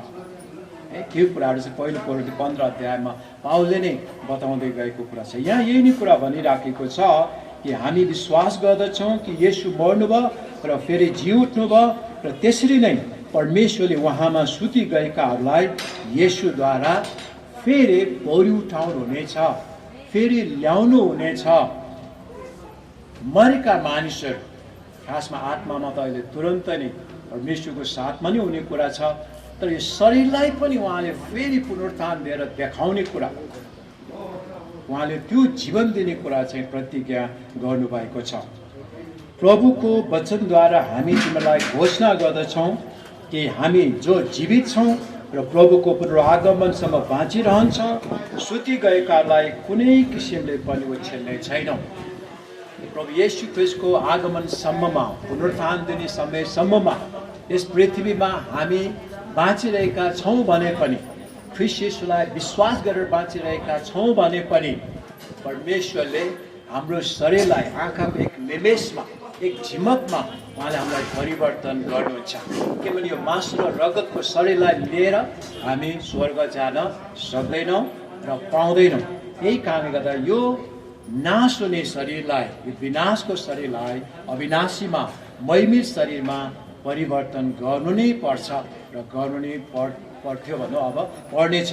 यी कुराहरू यहाँ भनिराखेको छ है। उहाँको पुनरागमनमा कोही बाँचिरहेका छ भने चाहिँ सुति गएकाहरू, हामीभन्दा अगाडि नै प्रभु कहाँ गएका मानिसहरूलाई हामीले उछिन्ने छैनौँ अथवा हामी उनीहरूभन्दा अगाडि हुने छैनौँ। सबभन्दा पहिला परमेश्वरले प्रभुलाई विश्वास गरेर यो संसार छोडेर गएका, हामीभन्दा पहिला गएका मानिसहरूलाई उहाँले उठाउनुहुन्छ। त्यसपछि मात्रै हामी बाँचेकाहरूलाई पनि उहाँले परिवर्तन गर्नुहुन्छ अनि उहाँ सँगसँगै बादलमा हामी भेट्नेछौँ। हामीभन्दा अगाडि गएकाहरूलाई पनि भेट्नेछौँ। किनकि प्रभु स्वयं हुकुमको गर्जनसित, प्रधान स्वर्गदूतको आवाज र परमेश्वरका तुरहीको स्वरसित स्वर्गबाट वर्णन हुनेछ र ख्रीष्टमा मरेकाहरू चाहिँ पहिले भोरिनेछन्। तब हामी बाँचिरहेका र छोडिएकाहरू प्रभुलाई आकाशमा भेट्न तिनीहरूका साथसाथै बादलमा उठाइ लगिनेछौँ र यसरी हामी सधैँ प्रभुसँग रहनेछौँ। हामीलाई पनि उहाँ उठाउनुहुन्छ, त्यसपछि हामी सँगसँगै जानेछौँ भन्ने यहाँ कुरा गरिराखेको छ। सधैँ अनि हामी चाहिँ प्रभुसँग रहनेछौँ। यही कुराले यहाँ अन्तिममा भनेको छ 18 पदमा, यसै कारण एउटाले अर्कोलाई यी वचनहरूले सान्त्वना देऊ। यी वचनहरूले हामीले एक अर्कोलाई सान्त्वना दिनुपर्छ र हामी सान्त्वना पाउँछौँ। के हो त त्यो सान्त्वना? ख्रीष्ट येशूमा विश्वास गरेका मानिसहरू चाहिँ अनन्त जीवन पाएका मानिसहरू, मुक्ति पाएका मानिसहरू अनि हामी आशा भएका मानिसहरू। त्यसै कारणले गर्दा यही प्रतिज्ञाका वचनहरू हामीले अरूहरूलाई सान्त्वनाको रूपमा दिनुपर्छ। धेरै प्रतिज्ञाहरू छन् बाइबलमा, ती प्रतिज्ञाहरू हामीले सम्झना गर्नुपर्छ, हामीले सम्झना दिनुपर्छ। त्यसै कारणले गर्दाखेरि 5 अध्यायको 16, 17, 18 पदमा पावलले यही थिस्सलुनीकेको 5 अध्यायको 16, 17, 18 पदमा यसरी भनेको छ, सधैँ आनन्दित रहो अनि अर्को कुरा निरन्तर प्रार्थना गरिरहो, सबै परिस्थितिमा धन्यवाद देऊ किनकि ख्रीष्ट येशूमा तिमीहरूका लागि परमेश्वरको इच्छा यही हो। यस्तो समयमा हामीलाई आनन्द मनाउन गाह्रो हुन्छ। आँखामा आँसु छ, तर पनि परमेश्वरको प्रतिज्ञाहरूलाई सम्झेर, परमेश्वरले दिनुहुने कुरालाई सम्झेर, भविष्यको आशालाई सम्झेर हामी आनन्दित हुन सक्दछौँ। कति मानिसहरू म उदाहरण दिने गर्छु, कहिलेकाहीँ गाडा घचिर्नेहरू, काम गर्नेहरू पसिनै पसिना भएर गाडा घचिरहेको हुन्छ। त्यहाँ रडहरू, सिमेन्टहरू, पाइपहरू के एकैचोटि नै पुर्याउने कोसिस गरेको हुन्छ, किनभने एकैचोटि उनीहरूले पैसा पाउनेछ। 2000 रुपियाँ पाउँछ अथवा 1000 रुपियाँ पाउँछ अनि एक घन्टामै त्यति पाउँछ भने फेरि अर्को घन्टामा अर्को पनि काम गर्नु पायो भने त मैले दिनकै 2000, 3000 कमाउन सक्छु। त्यो आशालाई लिएर मान्छेले पसिनै पसिना भए तापनि, गाह्रो भए तापनि खुसीसँग, आनन्दसँग हाँसेर गाडी घचिरहेको हुन्छ, होइन? हामीलाई पनि अहिले संसारमा समाजमा दुःख त होला, तर हाम्रो जुन आशा छ अनन्त जीवन छ, हामी स्वर्गमा जाने प्रभुलाई भेट्ने भएको कारणले गर्दाखेरि सबै दुःख कष्टहरूमा पनि हामी आनन्दित हुन सक्दछौँ। अनि हामी क्रिस्चियनहरूको लागि एउटा कुरा भनिराखेको चाहिँ निरन्तर प्रार्थनामा लागिरहनुपर्छ। निरन्तर लगातार रूपमा हामी प्रार्थनामा बस्नुपर्छ। अनि सबै परिस्थिति अवस्थाहरूको लागि पनि, सबै परिस्थिति अवस्थाहरूमा पनि, गाह्रो साह्रो दुःख कष्ट यस्तै अवस्थामा पनि यहाँ भनेअनुसार चाहिँ परमेश्वरलाई धन्यवाद दिनुपर्छ। गाह्रो छ होइन। रोमीको 8 अध्यायको 28 पदमा पनि भन्छ सबै परिस्थिति अवस्थाहरू मिलाएर अब सबै कुरा खासमा होइन राम्रैको लागि असलकै लागि भलाइको लागि हुन्छ। तर यो के भलाइ भयो त, यो के असल भयो त भन्ने हामीलाई लाग्न सक्छ।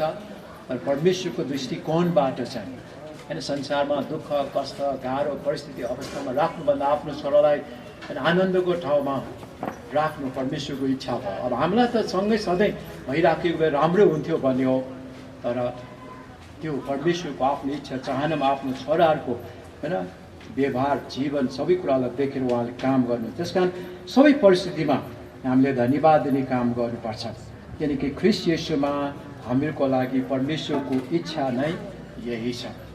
सबै परिस्थिति अवस्थामा पनि आनन्दित हुने, प्रार्थना गरिरहने अनि धन्यवाद दिएर बस्ने। क्रिस्चियन चरित्र क्रिस्चियनहरूको स्वभाव एउटा यो दुःख कष्ट गाह्रो परिस्थिति अवस्थामा पनि जहिले पनि आनन्द मनाउने, प्रार्थना गरिरहने अनि धन्यवाद दिइराख्ने व्यक्तिहरू हामीहरू हुनुपर्दछ। अघि भनेपछि म अब एउटा हिब्रूको 9 अध्यायको एक खण्ड पढेर म अन्त गर्न गइराखेको छु। यहाँ भनिराखेको छ जसरी मानिसहरूको निम्ति एकपटक मर्नु निश्चित छ र त्यसपछि इन्साफ निश्चित छ। मानिसको मृत्यु जसरी निश्चित छ, एक दिन जन्मेपछि मर्नै पर्छ, त्यस्तै प्रकार हामी सबैले बुझ्नुपर्ने एउटा कुरा चाहिँ के छ त भन्दा हामी सबैको न्याय पनि निश्चित छ। हामी सबैजना नै परमेश्वरको उपस्थितिमा हामी उभिनुपर्छ है। यो निश्चित छ। मान्छेले खाएसार लाएसार मरेपछि लम्पसार मलाई के मतलब र भन्ने कुरा त गर्छन्, तर जब साह्रै दुःख पर्छ गाह्रो हुन्छ त्यति बेला चाहिँ त्यहाँ कोही छ कि होइन ईश्वर छ कि अनि मान्छेले परमेश्वरको विषय त्यति बेला मात्रै सोच्न थालेको सोचेको कुरा हामी पाउँदैछौँ। डाक्टरले पनि भन्छ आशा छैन, यताबाट पनि आशा छैन, अब केही गरेर पनि आशा छ, तिम्रो विश्वास र तिम्रो धर्म के छ त्यो अनुसार अब गर नलैजाऊ भनेर डक्टरहरूले पनि भनेको कुरा हामी पाउँछौँ। त्यति बेला चाहिँ अन्तिम शरण कहाँ हो भन्दा परमेश्वरमा मात्रै हो। हामी सबैको मृत्यु निश्चित भए जस्तै नै जन्मेपछि मर्नै पर्छ। जवान भाइ बहिनीलाई लाग्न सक्छ अहिले त म त मर्दैन होला भन्ने जस्तो पनि लाग्न सक्छ, तर जवानहरू पनि विभिन्न रोग विभिन्न एक्सिडेन्ट विभिन्न कुराहरूले मरिराखेको हामी पाउँछौँ। हाम्रो जीवन हाम्रो हातमा छैन। खासमा मान्छे मेरो जीवनमा जे पनि गर्छु भन्छ, तर त्यो हुँदैन, परमेश्वरको हातमा छ। परमेश्वरले हामीलाई आयु दिनुभएको छ। त्यो आयु एक दिन एक मिनट पनि हामी अगाडि पछाडि गर्न सक्दैनौँ। कति मान्छे कस्तो कस्तो भएर एक्सिडेन्ट भएर पनि बाँचिरहेको हुन्छ, कोही कोही मान्छे केही नभए पनि मरिरहेको हुन्छ। त्यो पनि अचम्मको कुरा। परमेश्वरले आयु राखिदिनु भएको छ, तर यो 5 जुन्जेलसम्ममा नै हाम्रो न्याय हुन्छ भन्ने कुरालाई जानेर बुझेर 28 पदमा भन्दछ त्यसै गरिकन त्यसरी नै ख्रीष्ट पनि धेरैजनाको पाप बोक्नलाई एकैपल्ट बलि हुनुभयो। हामी सबैलाई उद्धार गर्नलाई मुक्ति दिनलाई उहाँ बलि हुनुभयो र उहाँ अब फेरि दोस्रो पल्ट आउनुहुनेछ। तर अब आउने कुरा चाहिँ पाप बोक्नको निम्ति हामीलाई पाप क्षमा दिनुको निम्ति हुने छैन। त्यो समय डरलाग्दो समय हुनेछ, न्यायको समय हुनेछ। त्यस कारण त्योभन्दा अगाडि नै उहाँ आउनुभन्दा अगाडि अब दोस्रो आगमन हुनुभन्दा अगाडि नै त्यो अहिलेको जुन ग्रेस पिरियड छ, अनुग्रहको समय छ, कृपाको समय छ, दयाको समय छ, परमेश्वरले मौका दिइराख्नु भएको छ। यो मौकालाई हामी सबैले अङ्ग्रेजीमा भन्छ ग्र्याब गर्नुपर्छ, यसलाई समात्नुपर्छ, यो मौकालाई फाइदा लिनुपर्छ। त्यो के हो? आगमनभन्दा अगाडि ख्रीष्ट येशूलाई मेरो प्रभु, मेरो मुक्तिदाता, मेरो उद्धारकर्ता भनेर हामीले विश्वास गर्नुपर्छ। त्यसो गऱ्यौँ भने चाहिँ के हुन्छ, हामी अनन्त जीवन पाउँछौँ, मुक्ति पाउँछौँ। हामी सधैँ नै, हामी सबैजना नै योभन्दा पनि रमाइलोसँग अरू भजन गीतहरू गाएर परमेश्वरको साथमा हामी सधैँ रहन पाउनेछौँ। यो संसारमा रहन्जेलसम्म हामीलाई संसारै रमाइलो होइन।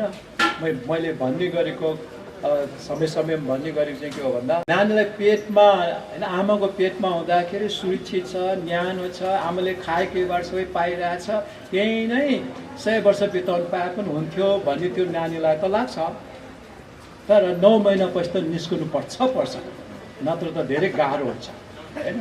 सधैँ त्यहाँ बसेर आउँदा गाह्रो हुन्छ।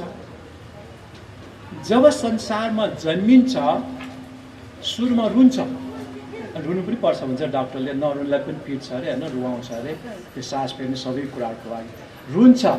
कहाँ आएको छु, हाम्रो भावनाको कुरा मात्रै, कहाँ आएको छु, अब कसले हेर्छ मलाई, मेरो खानपिन जम्मै छुट्यो, सबै कुराहरू अलग भयो, अब के गर्ने होला भन्ने हुन्छ। तर त्यहाँ परमेश्वरले आमा बुवालाई जुदाइ राख्नु भएको छ। जन्मनुभन्दा पहिलादेखि नै आमा बुवालाई त्यो बालक, त्यो छोराछोरीको निम्ति प्रेम, वास्ता, फिक्रे, खानपिन सबै कुरा बन्दोबस्त मगज तयार पारिदिनु भएको छ। त्यस कारण त्यो सानो बालकलाई, बच्चालाई के गर्छ, दुध खुवाउनेदेखि लिएर कपडादेखि लिएर सबै कुराहरू एकदमै प्रेम, वास्ता, फिक्री त्यो परमेश्वरले मान्छेलाई तयार गरेर, दाजुभाइ, दिदीबहिनी, काका, मामा, को भन्ने सबै तयार गरेर राखेको हुन्छ। अब बढ्दै आउँछ, 3 वर्ष हुन्छ, 5 वर्ष हुन्छ, अनि साथीहरू पाउँछ, अनि समाजमा रमाइलो हुन थाल्छ, फेरि साथीहरू पाउँछ होइन। अब परिवार पनि चिनाजानी भयो, सबै रमाइलो भयो। अब तपाईँले त्यो 5 वर्षको नानीलाई, 10 वर्षको टिनेजरलाई, 15 वर्षको जवानलाई एकचोटि आमाको कोखमै गएर पहिला जस्तै नै न्यानो भएर बस्न चाहन्छौ भनेर हामीले सोध्यो भने के भन्छ, ओहो कसरी बस्नु होला, कोस मुकोस हुन्छ, त्यहाँ त धेरै गाह्रो हुन्छ होइन। अब समाज रमाइलो भयो, फेरि पहिला उसको पेटमा सुरक्षा थियो, अहिले समाजमा परिवार पाएको, साथीहरू पायो, त्यहाँ रमाइलो सुरक्षा जस्तो लाग्यो। फेरि यो समाज पनि छोडेर जानु पर्यो, अब संसार छोडेर जानु पर्यो, नमस्ते, समाज छोडेर जानु पर्यो। कहाँ जान्छ अब भन्दा स्वर्ग कस्तो होला, के हुने होला, कसले हेर्ने होला, कस्तो के हुने त्यो विचारहरू मान्छेमा आउँछ। अनि हामी यहाँ बसिराखेकाहरूलाई डर लाग्छ, मर्ने भनेपछि हामीलाई डर लाग्छ, कहाँ जाने होला, के हुने होला। तर खासमा योभन्दा पनि राम्रो ठाउँ चाहिँ फेरि स्वर्ग। आमाको कोखभन्दा राम्रो संसार, छोराछोरी, साथीहरू सबै पाएको छ, आमाको पाएको छ। फेरि यहाँबाट छोडेर जाँदा त संसारभरिकै होइन साथीहरू हामीले कुराकानी गरिरहेको, चिनाजानी भइरहेको, त्यहाँ यस्तो पो हुँदो रहेछ, यस्तो पो हुँदो रहेछ भने त्यहाँ हामी चिनाजानी हुन्छौँ। तपाईँहरूले सुन्नुभएको होला, त्यो स्वर्ग गएर आएकाहरूको, दर्शन पाएकाहरूको किताबहरू लेखिएको, उनीहरूले साक्षी दिएको। मलाई त पृथ्वीमा झर्नै मन लागेको थिएन, त्यो संसारमा आउनै मन लागेको थिएन मलाई त होइन भनेको थियो। त्यसरी भनेको हामी सुनेका छौँ। किन भन्दा सुनको सडक, हिरामतले जडान गरेको ठाउँ, यति रमाइलो, यति आनन्द, यति खुसीको ठाउँ छ, त्यहाँ कुनै चिन्ता छैन। अघि पढेको कर्म जस्तै आँसु पुछिदिनु, त्यहाँ कुनै अब त्यहाँ रुवाबासीको कुरा केही पनि छैन। स्वर्ग चाहिँ एउटा त्यस्तो ठाउँ हो जहाँ आनन्द छ। अहिले हामीलाई यहाँबाट हेर्दा कस्तो के हो नदेखेसम्म, नपुगेसम्म त्यस्तो हो। तर जब पुगिसक्छ त्यसपछि चाहिँ फेरि यो पृथ्वीमा आउन मन लाग्दैन, यो संसारमा आउन मन लाग्दैन। जसरी त्यो टिनेजर्स होइन, जवानहरूलाई आमाको कोखमा एकचोटि पसन, फेरि तिमीलाई त्यो होइन केही गर्नु पर्दैन, आमाको खाएकोबाट पाइहाल्छ पोषणहरू भन्दा पनि मान्दैन। किन, अब त्यो उकुस मुकुस त्यो सोच्नै नसक्ने कुरा हो। अनि संसार छोडेर स्वर्ग गइसक्यो, स्वर्गको कुराहरू देखिसकेपछि संसारको कुराहरू चाहिँ फेरि उकुस मुकुस हुने कुरा त्यहाँ हुन्छ। त्यस्तो गाह्रो परिस्थिति अवस्था। म एकचोटि युरोपमा जाँदाखेरि यो त्यो के स्काई पास के भन्ने हुँदो रहेछ, $300 यहाँबाटै तिरेर गयो भने चाहिँ युरोपको जुनसुकै देशमा गए पनि, ट्रेन चढे पनि, बस चढे पनि सबै फ्री, जहाँ गए पनि सबै फ्री, त्यस्तो हुँदो रहेछ। अनि एक देशबाट अर्को देशमा उनीहरूको त रेल जाँदो रहेछ, अनि अचम्म पनि लाग्यो। अनि कसरी जान्छ त, उनीहरूको आफ्नो आफ्नै देशको आफ्नो आफ्नै करेन्ट छ होइन, त्यो करेन्टले चल्ने रेलहरू। तर त्यहाँ कस्तो हुँदछ भने बिचमा यसो जोडाइमा चाहिँ काठ प्लास्टिकको हुँदो रहेछ अनि करेन्ट यताकै देशले चलाएको हुन्छ यता उतै देशले चलाएको यहाँबाट छोडिसकेपछि यता कति गइसकेपछि मात्रै टिप्छ अर्को करेन्टले टिप्छ किन स्पिड बढी छ अनि हाम्रो एक ठाउँबाट अर्को ठाउँमा जुन सरिसकेको हामीलाई थाहै हुँदैन स्वर्ग जाने कुरा पनि यो पृथ्वीबाट स्वर्ग जाने कुरा पनि प्रभुलाई पाएका मानिसहरूको निम्ति चाहिँ त्यो स्पिडमा यस्तो स्पिडमा गइरहेको छ उसको जीवनको फेरि अन्त भएको छैन त्यो सुरुवात नै भएको छ यो देश छोडेको मात्रै एउटा युरोपको एउटा देश छोडेर अर्को युरोपको देशमा गए जस्तै नै संसार जुन परमेश्वरले सृष्टि गर्नुभएको त्यो कुरालाई छोडेर हामी उता स्पिडमा त्यहाँ गएछौँ उताकोले टिपिसकेको छ अनि स्वर्गमा हाम्रो भरत भाइ हुनुहुन्छ अनि हामी पनि त्यही ठाउँमा जाँदैछौँ हामी सबैको गन्तव्य त्यही नै हो त्यस कारणले गर्दा मैले अन्तमा भन्न खोजेको चाहिँ यहाँ जुन कुरा भनेको छ जसै मानिसको निम्ति एकपटक मर्नु निश्चित छ यो सत्य कुरा हो संसारको होइन चाहे धनी होस् चाहे जस्तोसुकै मान्छे होस् पढे लेखे होस् मर्नै पर्छ तर त्यति मात्रै जानेर पुग्दैन र हामी सबैको इन्साफ चाहिँ हुन्छ हामी सबैको न्याय हुन्छ त्यति बेला हामी कहाँ जान्छौँ स्वर्गमा हुन्छौँ कि हामीलाई मुखबाट उच्चारण गर्न पनि मन नलाग्ने दुःख कष्ट पानी ठाउँ हो नरक हामीलाई भन्न पनि मन त लाग्दैन कोही पनि नरक नजाओस् भनेर प्रभुको पनि इच्छा यही हो तर हामीले अर्थेरी भएर प्रभुको योजना प्रभुको जुन उद्देश्य छ त्यो कुरालाई हामी मान्दैनौँ लिँदैनौँ भने हामी चाहिँ नचाहँदै पनि हामी त्यो ठाउँमा पुग्छौँ त्यो हाम्रो अब इच्छा त होइन हामी कसैको पनि चाहना त होइन त्यहाँ जाओस् भन्ने पनि होइन हामी जान्छौँ भन्ने पनि होइन तर प्रभुले दिनुभएको उपायलाई योजनालाई हामीले लिएनौँ भने ख्रीष्ट येशू जो मुक्तिदाता हुनुहुन्छ हाम्रो निम्ति उहाँ कल्भरी क्रुसमा बलिदान हुनुभयो उहाँमा विश्वास गरेनौँ भने हामीको निम्ति दुःखको कुरा चाहिँ हुन्छ त्यसकारण तपाईँहरू सबैलाई म यही नै अनुरोध गर्न चाहन्छु तपाईँहरूले बाइबल अलिअलि भए पनि सुन्नु भएको होला पढ्नु भएको होला प्रभु विषयमा अझै पनि पढ्नुहोस् बुझ्नुहोस् अनि पढ्न बुझ्न चाहनुहुन्छ भने अझ आफूले चिने जानेका क्रिस्चियन दाजुभाइहरूलाई पनि भेट्नुहोस् चर्च सङ्गतिहरू कहाँ नजिक छ तपाईँ सोधखोज गर्दै जान सक्नुहुन्छ यहाँ एकछिन बोलेको कारणले गर्दा तपाईँले सबै कुरा बुझ्नुभयो भने पनि म सोच्दिनँ पनि तर जे होस् बुझ्दै नबुझे पनि त सानो कुरा तपाईँले गर्नुभयो भने आजै तपाईँ स्वर्गमा जान सक्ने अनन्त जीवन पाएको व्यक्ति चाहिँ हुनुहुन्छ त्यो हो ख्रीष्ट येशूलाई मेरो प्रभु मेरो मुक्तिदाता भनेर मैले धेरै बुझ्न त बाँकी नै छ तर पनि ख्रीष्ट येशू मेरो निम्ति मर्नु भएको ख्रीष्ट येशू फेरि बौरी उठ्नु भएको प्रभु हुनुहुन्छ उहाँमा विश्वास गर्यो भने मुक्ति पाउँछ भनेको छ प्रभु तपाईँमा म विश्वास गर्छु भनेर तपाईँले विश्वास गर्नुभयो भने तपाईँले अनन्त जीवन मुक्ति आज अहिले यस गरी नै पाउनुहुन्छ धेरै धन्यवाद अनि यहाँ परिवार सबैलाई विशेष गरी समय परिवार अनि यहाँ छोराछोरी बुहारीहरू होला छोरीहरू होला सबैलाई प्रभुले धेरै धेरै आशिष गरिदिउन् सान्त्वना दिउन् हामीको दुई शब्दले नपुग्ने हुन्छ पवित्र आत्मा आफैले नै ख्रीष्ट येशू आफैले नै उहाँले दिनुहुने शान्तिले उहाँले साँच्चै नै त्यो शान्तिले भरुन् सान्त्वना दिउन् हस् धन्यवाद जय मसीह हुन्छ यहाँहरू सबैलाई धेरै धेरै धन्यवाद किनभने यति बेलासम्म एकदमै धैर्य धारण गरिकन सुनिदिनु भयो अस्तिको जुन शुक्रबारको दिनमा जुन घटेको घटना त्यति बेला पनि यहाँहरू एकदमै होइन कतिजनाहरूले एकदमै सहायता गर्नुभयो अनि यहाँदेखि उता पशुपतिसम्म अनि बाक्सादेखि लिएर हुन त हाम्रो वीरबहादुर भाइले भन्दै हुनुहुन्थ्यो भेनालाई उतै ल्याउनु नि त म यतै छु दिदी भनेर भन्दै हुनुहुन्थ्यो तर पनि उहाँको अवस्था चाहिँ अलिकति धेरै बिमारी हुनुभएको कारणले गर्दाखेरि अनि हामीले यतै पशुपतिमा नै उहाँको ऊ गऱ्यौँ किन भन्दाखेरि कुलखानी लाने भनेर पनि त्यहाँबाट पनि हाम्रो विश्वास के अरे सुभाष भाइले बाक्साहरू गाडीहरू पठाउनु भएको थियो अनि उता नलाने भएको कारणले हामीले यतै हाम्रो बाबुले सबै त्यो गर्नुभयो गऱ्यौँ प्रभुलाई धन्यवाद होस् अनि अस्तिको दिन पनि एकदमै राम्रो भएको थियो अनि आजको दिन पनि कसले भन्दै हुनुहुन्थ्यो पानी पर्ने त्यो समाचार सुन्दैछौँ भन्दै हुनुहुन्थ्यो हामीले प्रार्थना गऱ्यौँ कि पानी नपरोस् भनेर होइन अनि साँच्चै पानी पनि परेन अनि यो समयसम्म यहाँहरू एकदमै धैर्य धारण गरिकन बसिदिनु भयो अस्तिको दिनमा सहायता गर्नुभएको लागि पनि धेरै धन्यवाद अनि आज जतिजनाहरू आइदिनु भयो सहभागी भइदिनु भयो यहाँहरूको सहभागीले पनि अनि साँच्चै नै हामीलाई एकदमै सान्त्वना भएको छ। यहाँहरूलाई एकदमै धन्यवाद। हाम्रो विशेष हाम्रो गुरुबालाई धन्यवाद। अनि उहाँले एकदम भेट्नु इच्छा गर्नुभएको थियो अनि मैले अलिकति तपाईँ नियुक्त भइसकेपछि चाहिँ म लान्छु नि त गाडीमा, मैले घर चिनेको छु। अनि गुरुआमा र हामी उसमा इसाई नारीमा थियौँ अनि म चाहिँ कतिचोटि नभ्याएर जानु सकेनौँ। हाम्रो गुरुआमा चाहिँ अध्यक्ष हुनुहुन्थ्यो, म चाहिँ सदस्य थिएँ।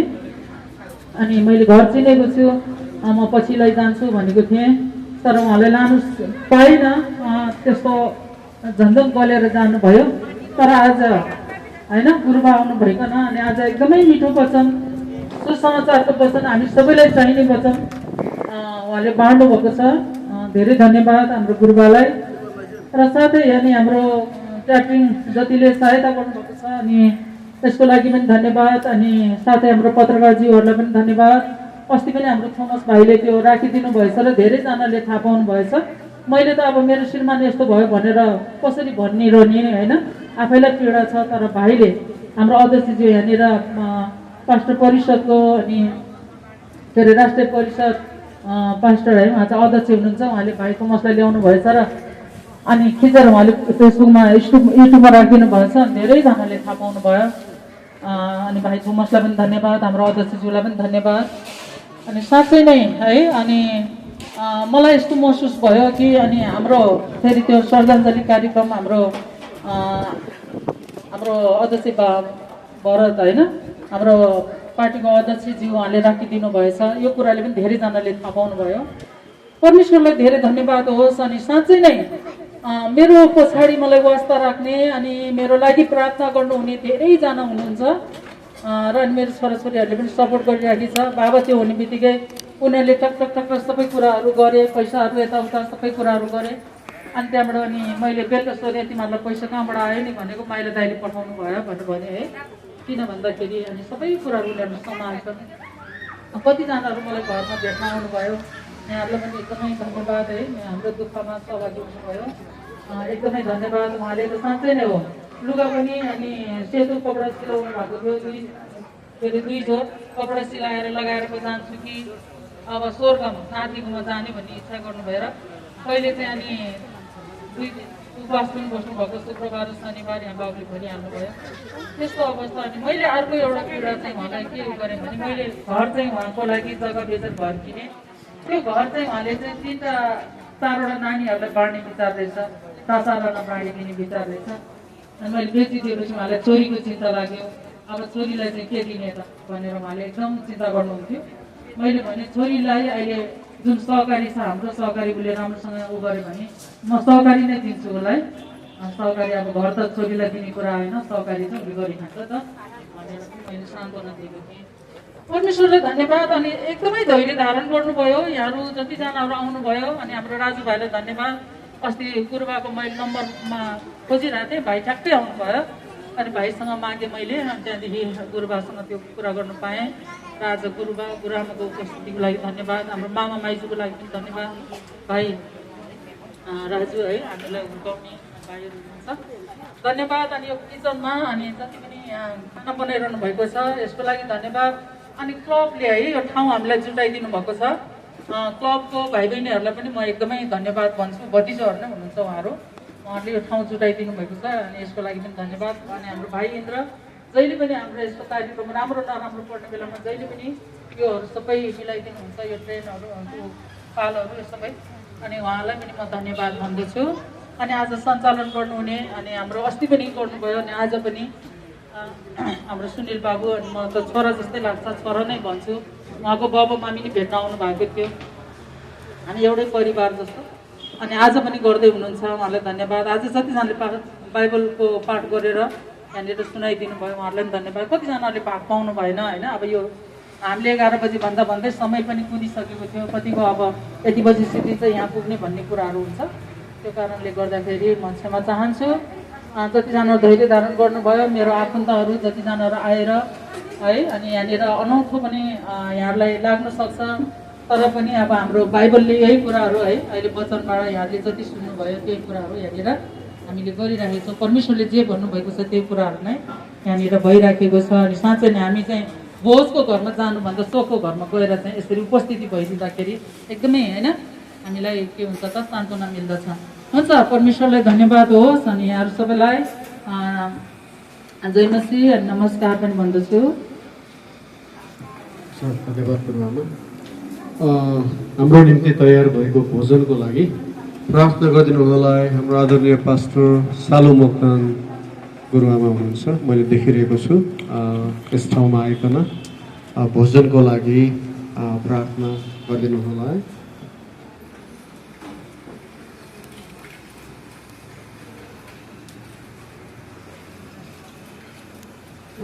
परमेश्वरको महिमा होस् र सबैलाई जिउँदो बादल जय मसीह।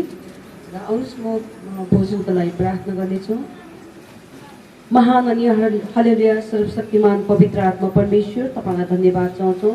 सारा ब्रह्माण्डको मालिक पिता पुत्र पवित्र आत्मा, तपाईँ जिउँदो परमेश्वर हुनुहुन्छ। तपाईँ अल्फा र ओमेगा हुनुहुन्छ, आदि र अन्त केवल तपाईँ हुनुहुन्छ।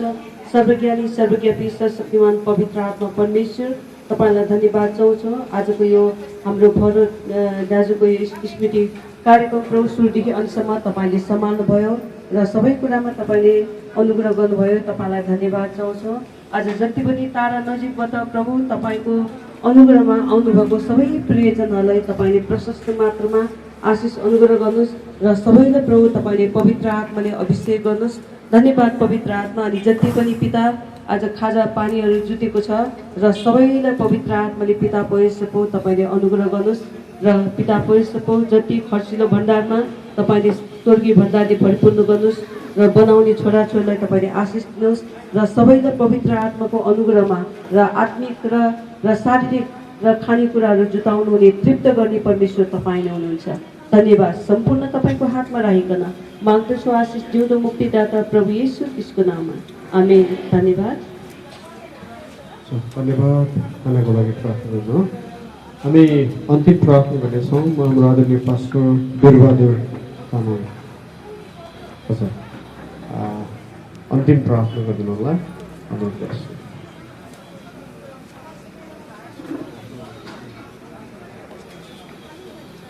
हुन्छ, परमेश्वरलाई धन्यवाद दिँदै आउनुहोस् अन्तिम प्रार्थना गर्नेछौँ। साँच्चै नै हाम्रो बिचमा हाम्रो भरत भेनाज्यू यहाँ शरीरमा हुनुहुन्न, तर पनि हामी उहाँलाई एक दिन भेट्नेछौँ। हाम्रो त्यो विश्वास हो। हाम्रो विश्वास र आशालाई परमेश्वरले कहिले पनि निराशा बनाउनु हुने छैन। र यो हाम्रो दिदीको परिवारलाई परमेश्वरले अझै सहायता गरौँ। आउनुहोस् प्रार्थना गरौँ। अनुग्रही परमेश्वर पिता, तपाईँ जो मानिसहरूलाई फेरि पनि आफ्नै स्वरूपमा बनाउनु भएर संसारमा तपाईँले छोड्नु भएन। हरेक व्यक्तिको फेरि तपाईँ परमेश्वरको राज्यमा ल्याउनको लागि तपाईँको पुत्रद्वारा तपाईँले फेरि पनि यो आफ्नो घरमा स्वर्गीय घरमा जाने अवसर आफ्ना छोरालाई दिनुभएको छ। त्यसैले धन्यवाद दिन्छु। आज हामीले वचन सुनेका छौँ, यो संसारमा भएका सबै दुःख कष्टलाई उहाँले छोडेर स्वर्गीय आनन्दको घरमा प्रवेश गर्नुभएको छ। यो सबैको लागि यो शुभ सन्देश आज वचनबाट हामीले सुनेका छौँ। यो वचन सत्य छ, यही वचनमा जीवन छ। त्यसैले त्यो वचन नै तपाईँ परमेश्वरको सन्देश मानिसहरूको लागि जीवन हो। धन्यवाद प्रभु। आजको यो हाम्रो भेना भरतलाई तपाईँ परमेश्वरले यहाँबाट उठाउनु भयो र हामीलाई यो उहाँको यो संसारमा रहनु भएको अन्तिम समयको सम्झनामा आजदेखि यहाँ हुनुहुन्न, तपाईँ परमेश्वरको साथमा हुनुहुन्छ भन्ने कुराको सन्देश दिएर आज हामीलाई सान्त्वना दिनुभएको छ। वचनबाट आशिष दिनुभएको छ। तपाईँ आफै बोल्नु भएको छ।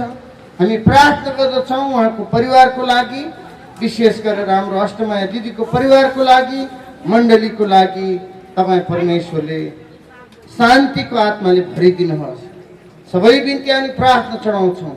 अब हामी यो कार्यक्रमलाई तपाईँको हातमा राख्दै यहाँबाट हामी छुट्नेछौँ। हामी सबैलाई आशिष दिनुहोस्। येशू प्रभुको नाम। धन्यवाद पास्टर बिरबल दाजुलाई। एकछिन हाम्रो नेपालीको एउटा संस्कार छ, हामी आफूभन्दा अग्रजबाट हामी आशिष लिने गर्छौँ अनि यो समयमा पनि हामी परमेश्वरको आशिषलाई हाम्रो आदरणीय पास्टर वरिष्ठ पास्टर रेभरेन्ड डाक्टर मङ्गलमान महर्जन गुरुबा जसले आत्मिकी भोजन परमेश्वरको जीवित वचनले हामीलाई सान्त्वना दिनुभयो, हामीमा ऊर्जा थपिदिनु भएको छ। हामी उहाँबाट हामी आशिषको प्रार्थना, हामी आशीर्वाद थापेर मात्र बिदा हुनेछौँ। हस्, धन्यवाद।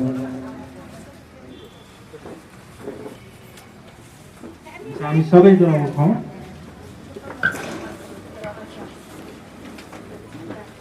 हामी आशीर्वाद माग्नेछौँ। हामी आशीर्वाद माग्नेछौँ। परमेश्वर पिताको प्रेम, प्रभु येशू ख्रीष्टको अनुग्रह, पवित्र आत्माको शान्ति, सङ्गत र सहभागिता हामीहरू सबैजनासँग सदा सर्वदा रहनु। आमेन। आज सबैलाई जय मसीह, नमस्कार पनि छ।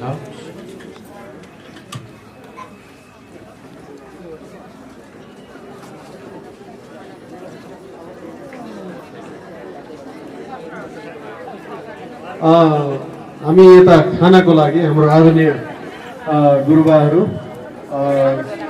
यता हाम्रो आदरणीय गुरुआमा पास्टर गुरुआमा अष्टमाया लामा गुरुआमालाई भेटेर अनि खानाको लागि हजुरहरू गइदिनु हुनलाई अनुरोध गर्छु है। हामी एकछिन केही समय धैर्य गरौँ, हतार नगरौँ। तपाईँहरू यहाँनिर हाम्रो अष्टमाया गुरुआमालाई भेटेर उता जान सक्नुहुन्छ है।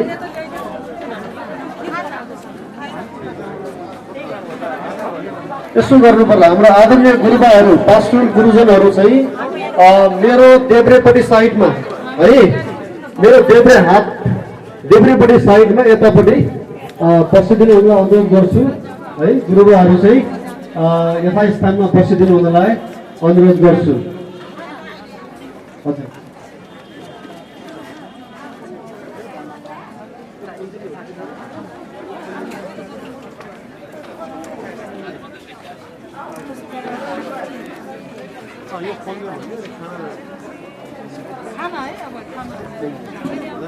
आराम हुनुहुन्छ? हजुर, आराम हुनुहुन्छ?